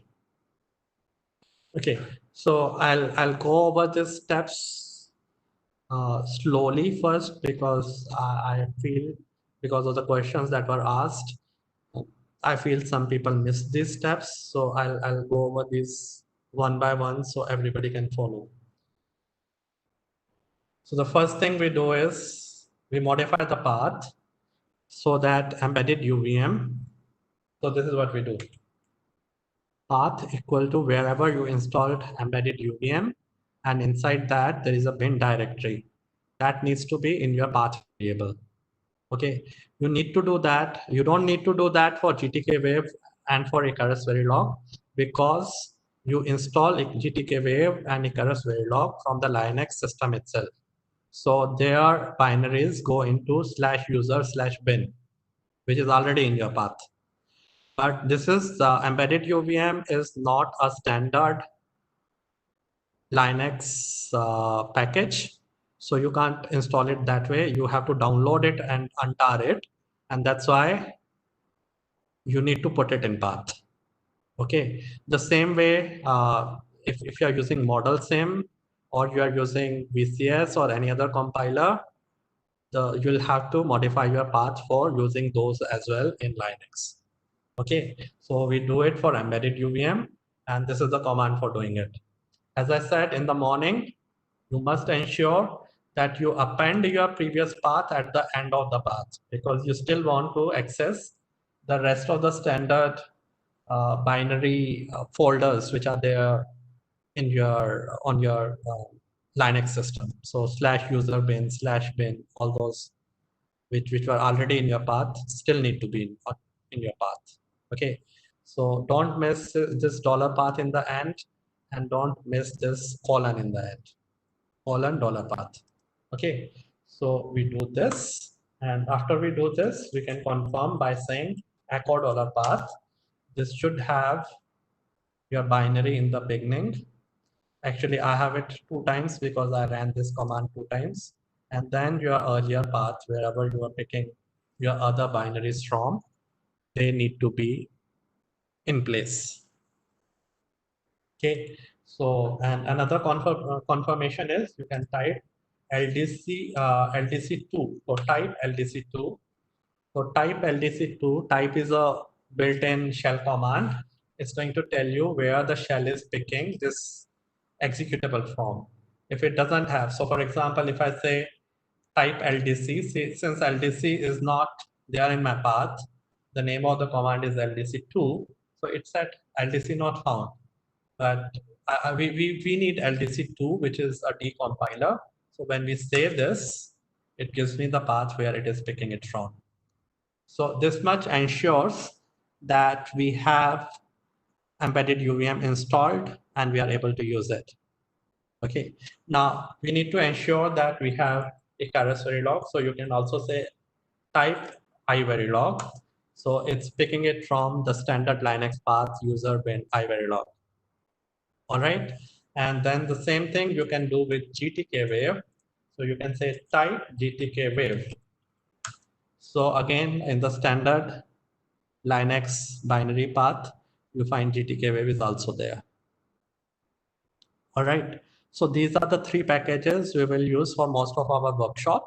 And then in the end, we will also use ARM binaries. So we'll have embedded UVM package for building ARM binaries. And we will use Linaro distribution for creating test benches for the ARM board. And we will see how to put that executable, the test bench, on the board and run it on the board. So, but for that, we also need the hardware. So since most of you don't have the hardware, I'll be live streaming the video as I do it. Okay, so in addition, we'll also be using QEMU. Since QEMU is slightly difficult to install, actually it's not that tough if you have installed Linux, but it will be difficult on Windows. So if you have Linux, and anyway, embedded UVM is right now working only on Linux. So I'll send instructions how to install embedded QEMU, and you will be able to run a hardware software co-verification. So QEMU, as the name itself says, it's an emulation platform. It's a embedded software emulation platform. By the way, if any one of you has ever worked on Android development kit, so Android development kit is built on top of QEMU. So it uses QEMU in the background. Okay, so then if time permits, we'll also create an Android test bench on one of the days later in the workshop, and we'll want to run it on a cell phone. So all these things cannot be done with System Verilog, and these enable hardware software co-verification in a big way. All right, so for now, we already run the test case. So I'll again share the commands to run the test case. So one of the commands is make. Make will compile the test case. Okay, like this. It's already compiled, so it won't compile again. But we can say make clean. and it will delete the test case, the compiled test case, and all the files that were created. So your space is clean now. It will only have make file, and then you say make, and if you just say make without any argument, you can do it with -n as argument. Then it will say what commands it will run. So these are the commands it will run to create your test bench. So there is Verilog, invocation of Verilog, because you want to compile the Verilog design. Then there is invocation of GCC, because our reference model in this case is written in C++. Actually, I didn't write it. It's not C++, it's plain C, but I didn't write it. I picked it up from the web itself. And that's another good thing. If you want to write reference models, it's much better to write in C++ because chances are a lot of algorithms will be available open source. If your chip is going to use, say, if it's for artificial intelligence, then there are a lot of artificial intelligence algorithms already implemented. So if you are building reference model in system Verilog, then you will be writing code from scratch. If you are writing in C or C++, you can just invoke those algorithms from libraries. So I take this reference model from C, then I create an object file out of it invoking GCC, then I create a library out of it because I want to then include it into my test bench. So finally, I create my test bench, relocation model, pick. Okay, I'll explain a little bit. So basically, it means in Intel microprocessors, you have short jump and you have long jump. So for when you compile software, you want to tell the compiler whether you want to have long jump or so. So if for example, you are calling a function, then if you don't give any flag to GCC or to the compiler, it is going to assume that all function calls are short function calls. The code which is going to get executed is not lying far away in the memory, it's lying close by. Okay, which is normal for small applications, but as soon as you start using dynamic libraries, like the whole of this stuff, the embedded UVM stuff will be called by Icarus Verilog. It will interact with Icarus Verilog, and this gets loaded into dynamic library space. So since dynamic library space could be far away from where your actual program is executing, you want to make sure that your functions are compiled with pick flag, which means the function calls are done using long function call. Just like you have long jump and short jump, this function call can be beyond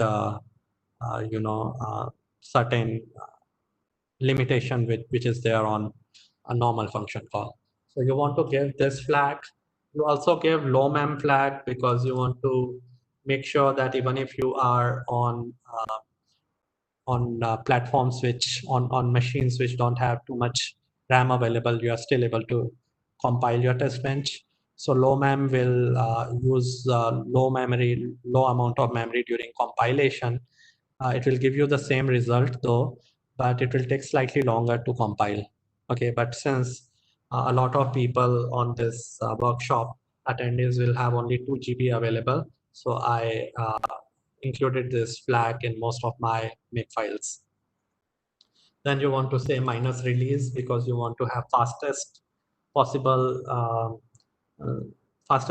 compilation, in the sense that for example, D by default, if you are having if you are accessing elements of a array, then by default D will make sure that your index is not out of bounds. So with minus release, I can also give bounds check off, and therefore your code will execute faster. It won't have that check. And minus release will make sure that your assertions, they don't get compiled, and therefore you have faster code.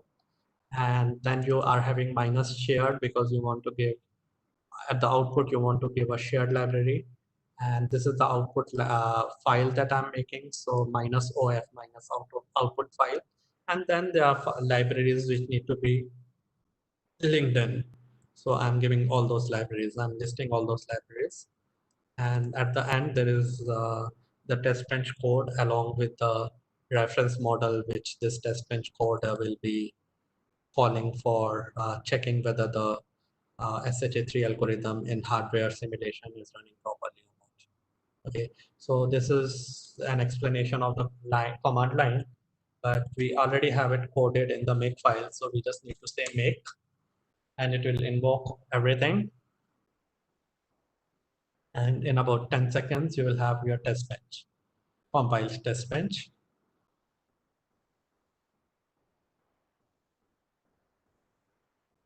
It may take, instead of 10 seconds, it may take up to half a minute on your virtual box because of like I'm using a machine which is having good processor and it's a native Linux machine, so it runs faster. Okay, so then I say make run and it will run the simulation. So it will complete, the simulation will complete in about 20 seconds. Later on, when we put the same test bench on the Cyclone board, then we will see this kind of simulation finishing in less than a second. Okay, so now we see this VCD file. Okay, so we invoke GTK wave and take a look at the waveforms.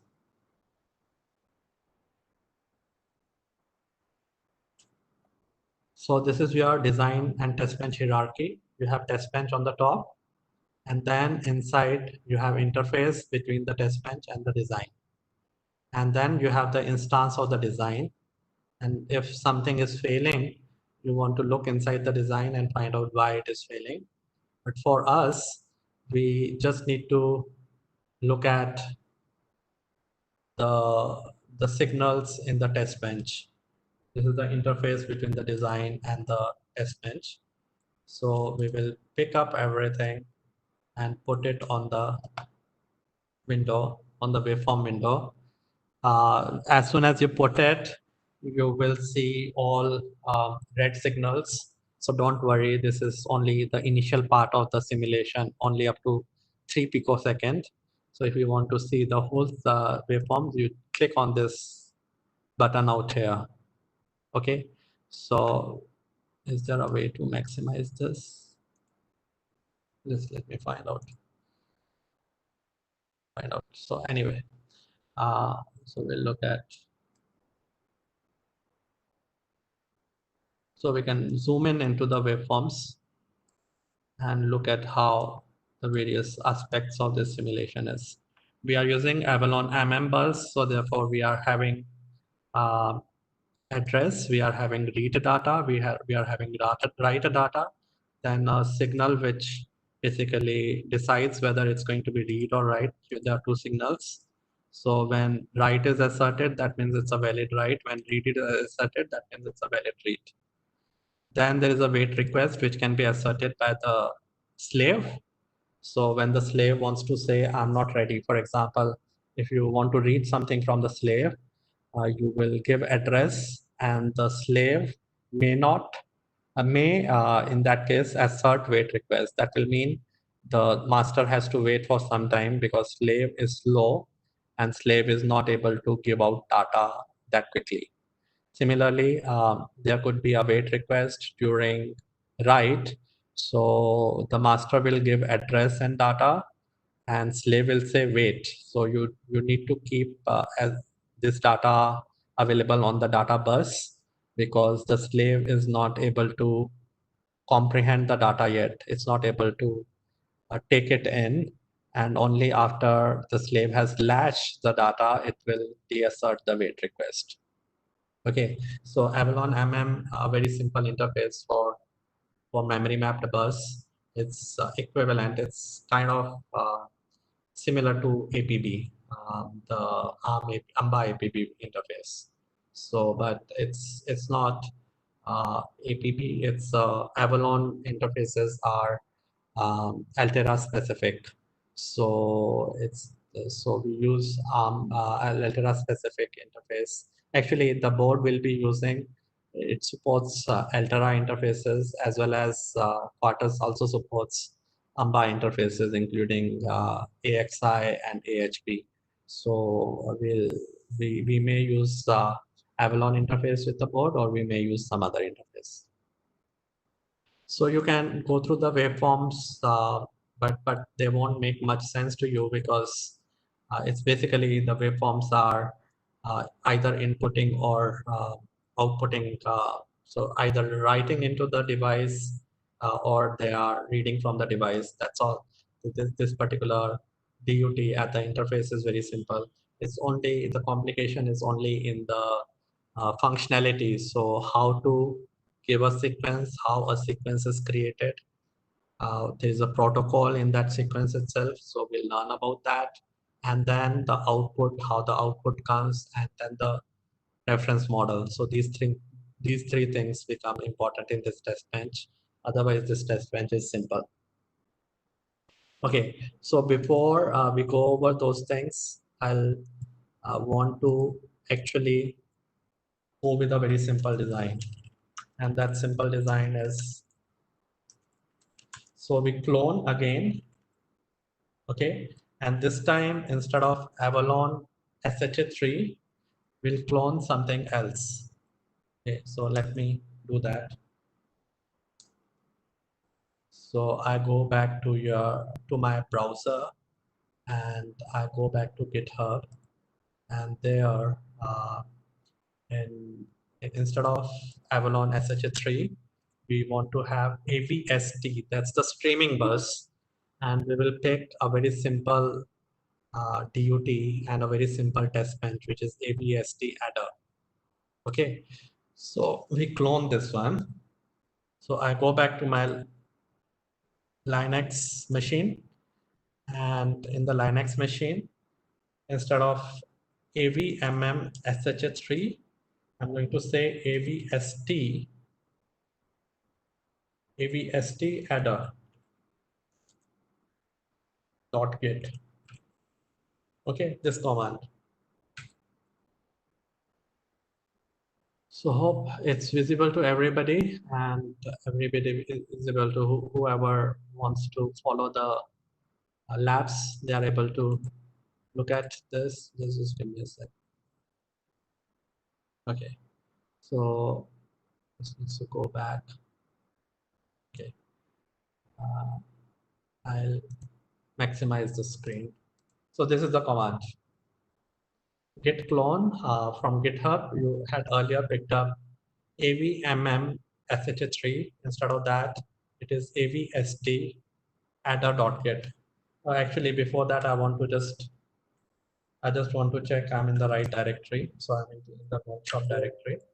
So then I run this command. Okay. So now we have a very simple test bench, a very simple DUT. The kind of DUT I was explaining with that software model. So it takes in a stream of bytes, adds them, and gives them at the output. So this is the kind of simplicity here. So we have RTL, and first we take a look at the RTL. So add it, adder AVST dot V. So we have a simplified streaming AVST streaming interface because we are working with only one byte at a time. So there is something in the Avalon streaming interface specification, wherein you can say instead of 8-bit data bus, had I got 32-bit data bus, then in Avalon streaming interface, there is a flag which will say that the last word that was received or transmitted in the stream, how many bytes were active and which bytes were active. So that kind of flag I don't need to have because there is only one byte. Okay, so that's how it's a simpler one. It's a simpler interface than Avalon streaming because that flag is absent. So it's a very simple interface. You have data, there is no address because it's streaming interface. You get a stream of data, there is no address. And you have a flag uh, to tell you when that data is ending, because you want to create a sequence. For example, our adder, it needs to know whether the bytes that are coming in, how many bytes I need to add. So once and then comes, the output has to come out from the adder, and then the next cycle will start. So you have only 8 bit of data at a time, but then you have multiple frames of data going in. Okay, then you have valid in and ready in. Ready in is coming from the design. So design may not be ready for receiving data because the data may be coming in at a very fast speed. So design may be, so we have a very simple adder. So probably the design doesn't have problem with that. But in case there is a complicated design, then it may need this ready in signal just to tell the test bench or to the user or whatever is sending it data that, okay, I'm not ready to receive more data, so wait, let me handle the previous data first. And similarly, there is valid in, because the guy who is pushing in the data may do it slower than the clock itself. The clock may be very fast and the data generation may be slightly slower. So only when there is valid data to be given in, the valid in signal will be asserted. Otherwise, it will not be asserted. Similar thing on the output. Though we output only 4 bytes, the sum itself is only 32 bit of data. So, but still we have a streaming interface at the output. Rest of that, rest others are registers, so they are not part of the interface. They are the part of implementation. Then we have some logic for sending the data to the output, and some logic for crunching data. Um, we are not too interested in understanding how to write RTL, but if you want to see the simple RTL, you can do it at your end. For now, I'll close this file, and I will go to the test bench. So we don't have a sim directory here. We have test bench files and we have make file in the same directory. I'll open the test bench, which is UVM test bench. So even for this small TUT, the test bench is much bigger because we have to create all the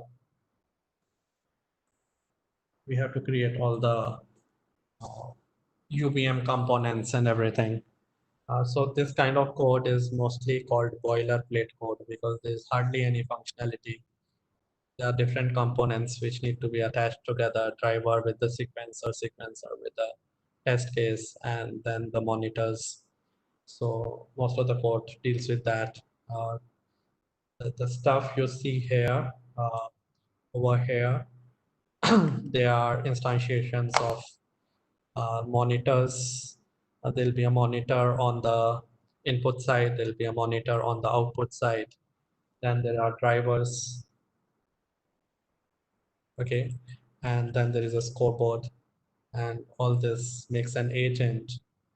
Then there are sequencers and tests. There is a test at the top. There is a scoreboard, okay? So actually we are running out of time. So what I'll do is I'll execute this, and then I'll basically you will be able to execute it yourself as well. And then the explanation part we'll handle tomorrow. So I'll explain this whole test bench as well as the test bench we dealt with earlier, the SHA-3 which is more complicated. But right now, let's just say make. Sorry, so no make file found. We are in RTL, so we need to be in test bench. So we say make, Oh, there are errors. Okay. I'll need to find out why these errors came. So I haven't.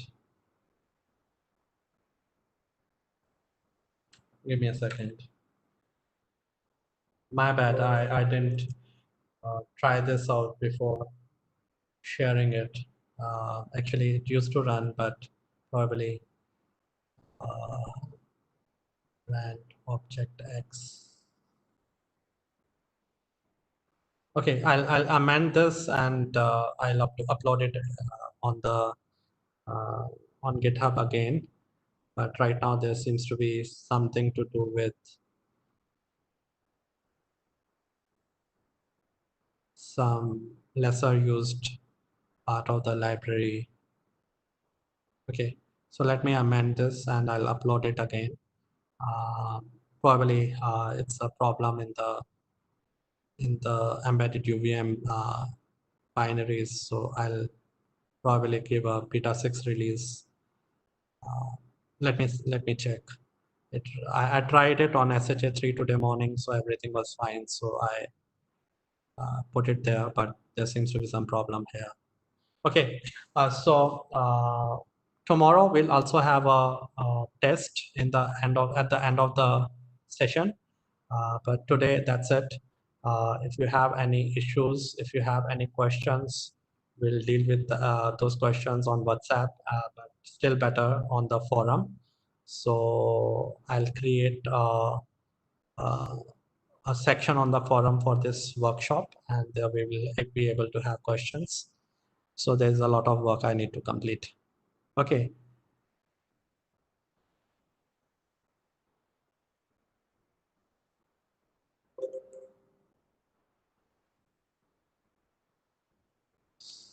So, Firozaji, we can, if there's something important in questions, we can handle it now. Otherwise, we will. Okay, so just yeah, I will just check. I think so. Okay, so there is a question about language to learn DP++ or D. It's actually you don't need to learn even D.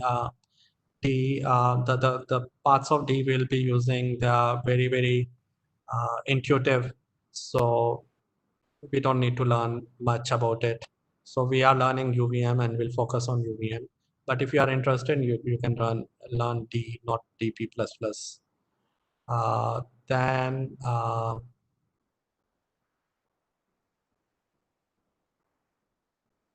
difference between virtual sequence and virtual sequencer. So they are slightly different concepts, but the objective is same. So mostly you actually have virtual sequence, not virtual sequencer, but the other way is to have a virtual sequencer. But then just to add to that, there's nothing virtual about it. So in software technology jargon, what happens is we mostly tend to reuse words. So there's nothing virtual about virtual sequencer. It's a layered sequencer, but we call it virtual mostly because a virtual sequencer or a virtual sequence, they are slightly different concepts, but both of them, they are transforming one sequence into another. Instead of generating a sequence, they are transforming one sequence into another. And that's why you call it virtual, because it's not generating anything, it's transforming. Uh,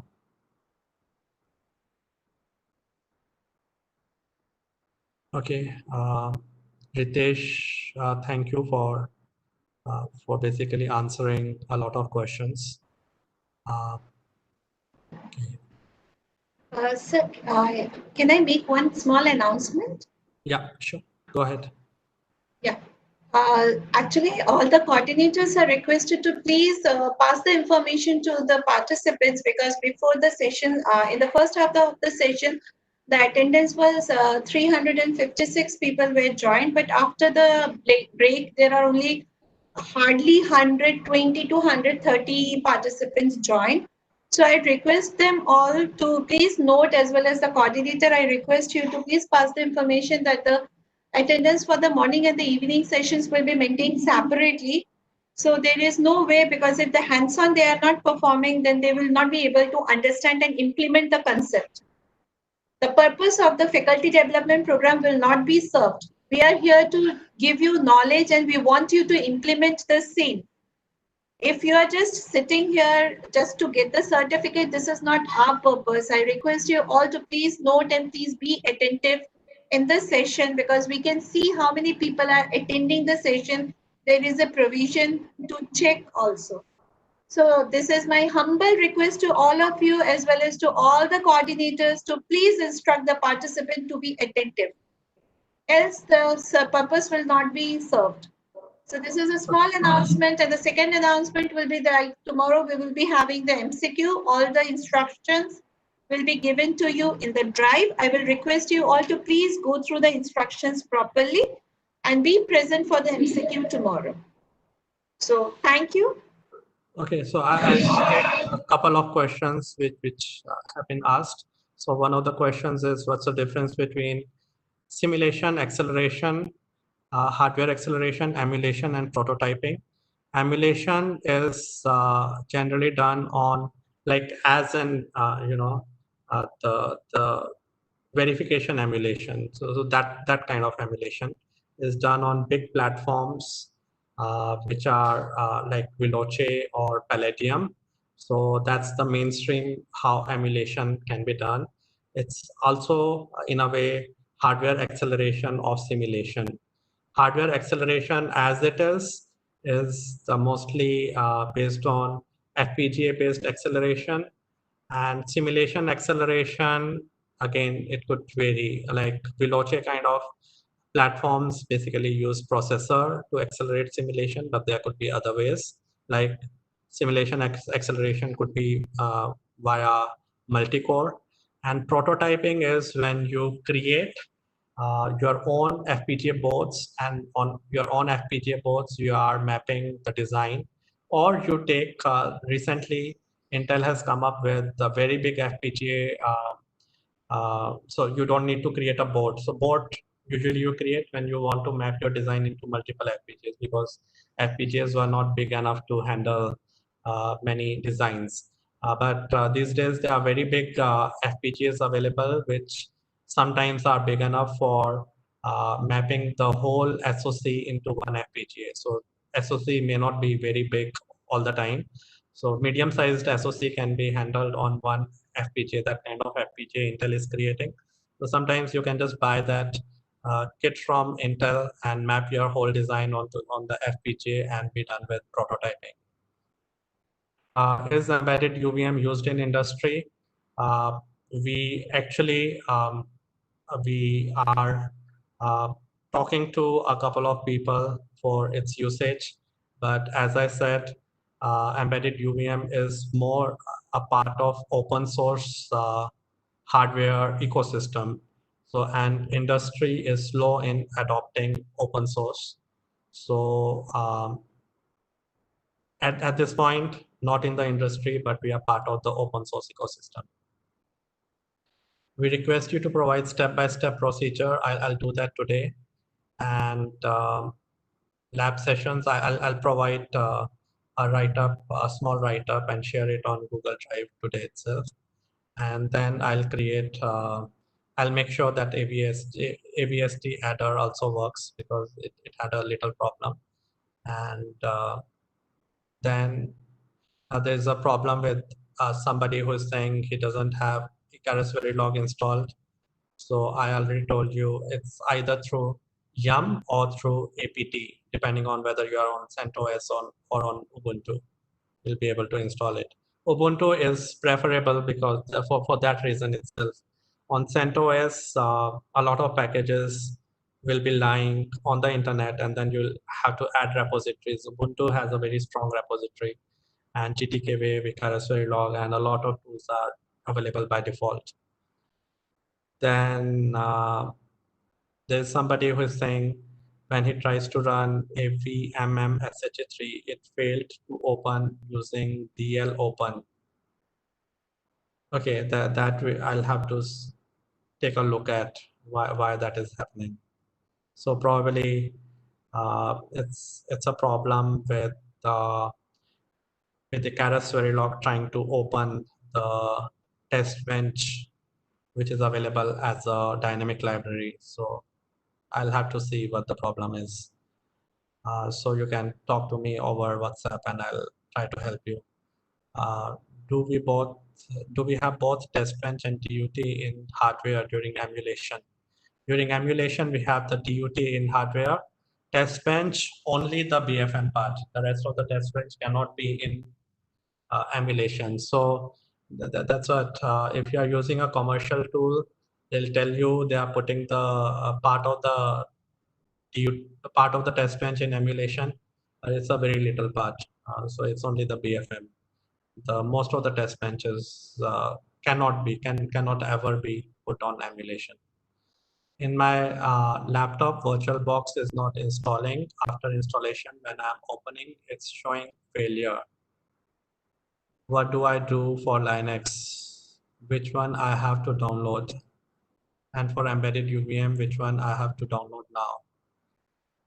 See, I can only say Ubuntu 20.04 should work. So I don't know the rest of it. And as Ritesh suggested, you need to tell us which operating system you are using for Windows.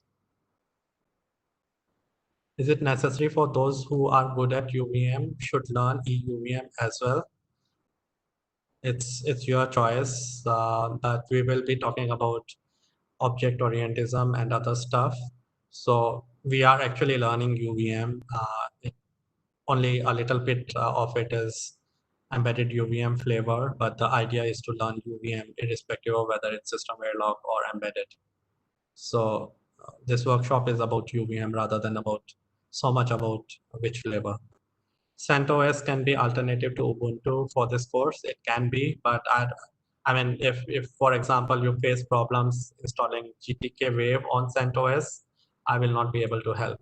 And I would suggest Ubuntu, strongly suggest Ubuntu because it's much better supported on the internet community.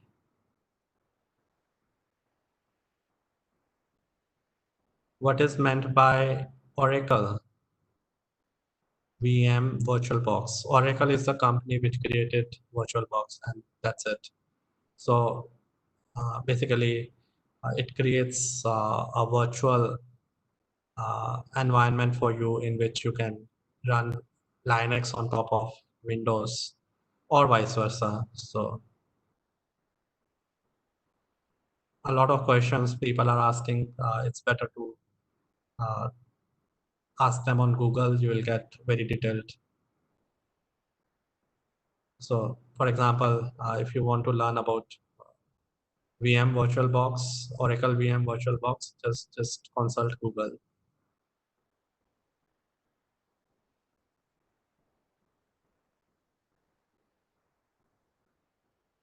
Should it be okay to use Kali Linux? It should be, but you need to see how to install GTK Wave and Keras Verilog. If you are able to do that, it's perfectly okay. There's no problem. Just that it should be a recent version of Linux. I mean, if it has been released in the last couple of years, it should be okay. So we will stop here. I still have to upload instructions and upload. I have to fix that test bench error and upload the example again. So I'll do that and see you all tomorrow. There's still a couple of more questions. Please provide step-by-step simulation. I'll do that. I'm currently on unofficial Windows 8. So while running Ubuntu on VirtualBox, it stops because of missing window DLL. Any suggestions? No, I can't help there. We are unable to open Ubuntu. So it's asking for password. So when you installed Ubuntu, it would have asked you for a password. The same password needs to be given. Can we get Linux code? Yeah, I mean, you get test bench code as well as RTL, you need to compile it. So there is nothing like Linux code. You compile it on Linux, but otherwise code is independent of operating system. Okay, so see you tomorrow. We'll do more labs, and we'll also have a good session on object-oriented programming, which usually you will not be able to learn from books. Uh, so I hope to see most of you, and there will be a lot of learning. So please do turn up on time, and so that we can start on time. Can you guide me how to install a Keras Verilog on Ubuntu? So this is how you do it. I'll just type it here. So you just need to say sudo apt install itkvar iverilog. This is the command to do it. So this is the command you need to type.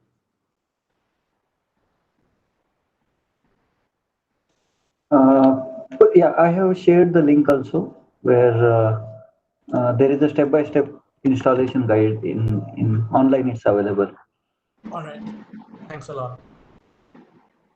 Okay, so we end here. Good night, everybody. Yes. So thank you, Puneet sir, Ritesh sir. It had been a long day. Puneet sir was all the time having the same energetic level and was delivering the talk. So thanks a lot, sir. And I would request participant to please don't give the question answers related to the technical query to the panel to me, because there is an option where you can drop the question answers to all. So it would be better if you drop it to all or to the panelist. Sorry, not to all, to the panelist. So all the participants are requested to please drop the question to the panelist. And with that, sir, we will end today's session. So tomorrow we will all be connecting by 9:45. This meeting will be on from 9:45. I will request you all to please connect before 10 a.m. because today also we started the session 10 minutes late. And for the recorded lecture, everyone is requesting us to share the recorded lecture. It is already available in the YouTube channel. I will request you all to please follow the YouTube channel. You can get all the reply to the queries because sir has already given the reply to the queries, and you are asking the same question and again. So you please go with the YouTube recorded lectures. You will get reply to all the queries. So, sir, with this, I thank you and Ritesh, sir. So we will see you both, sir, tomorrow from 9 to 10 a.m., sir. Sure. Thank you, Punitji. Thank you, Firozji. And thank you, sir. all the participants. See you tomorrow. Yeah. See you. Thank Bye. you, sir. Bye, sir. Thank you, sir.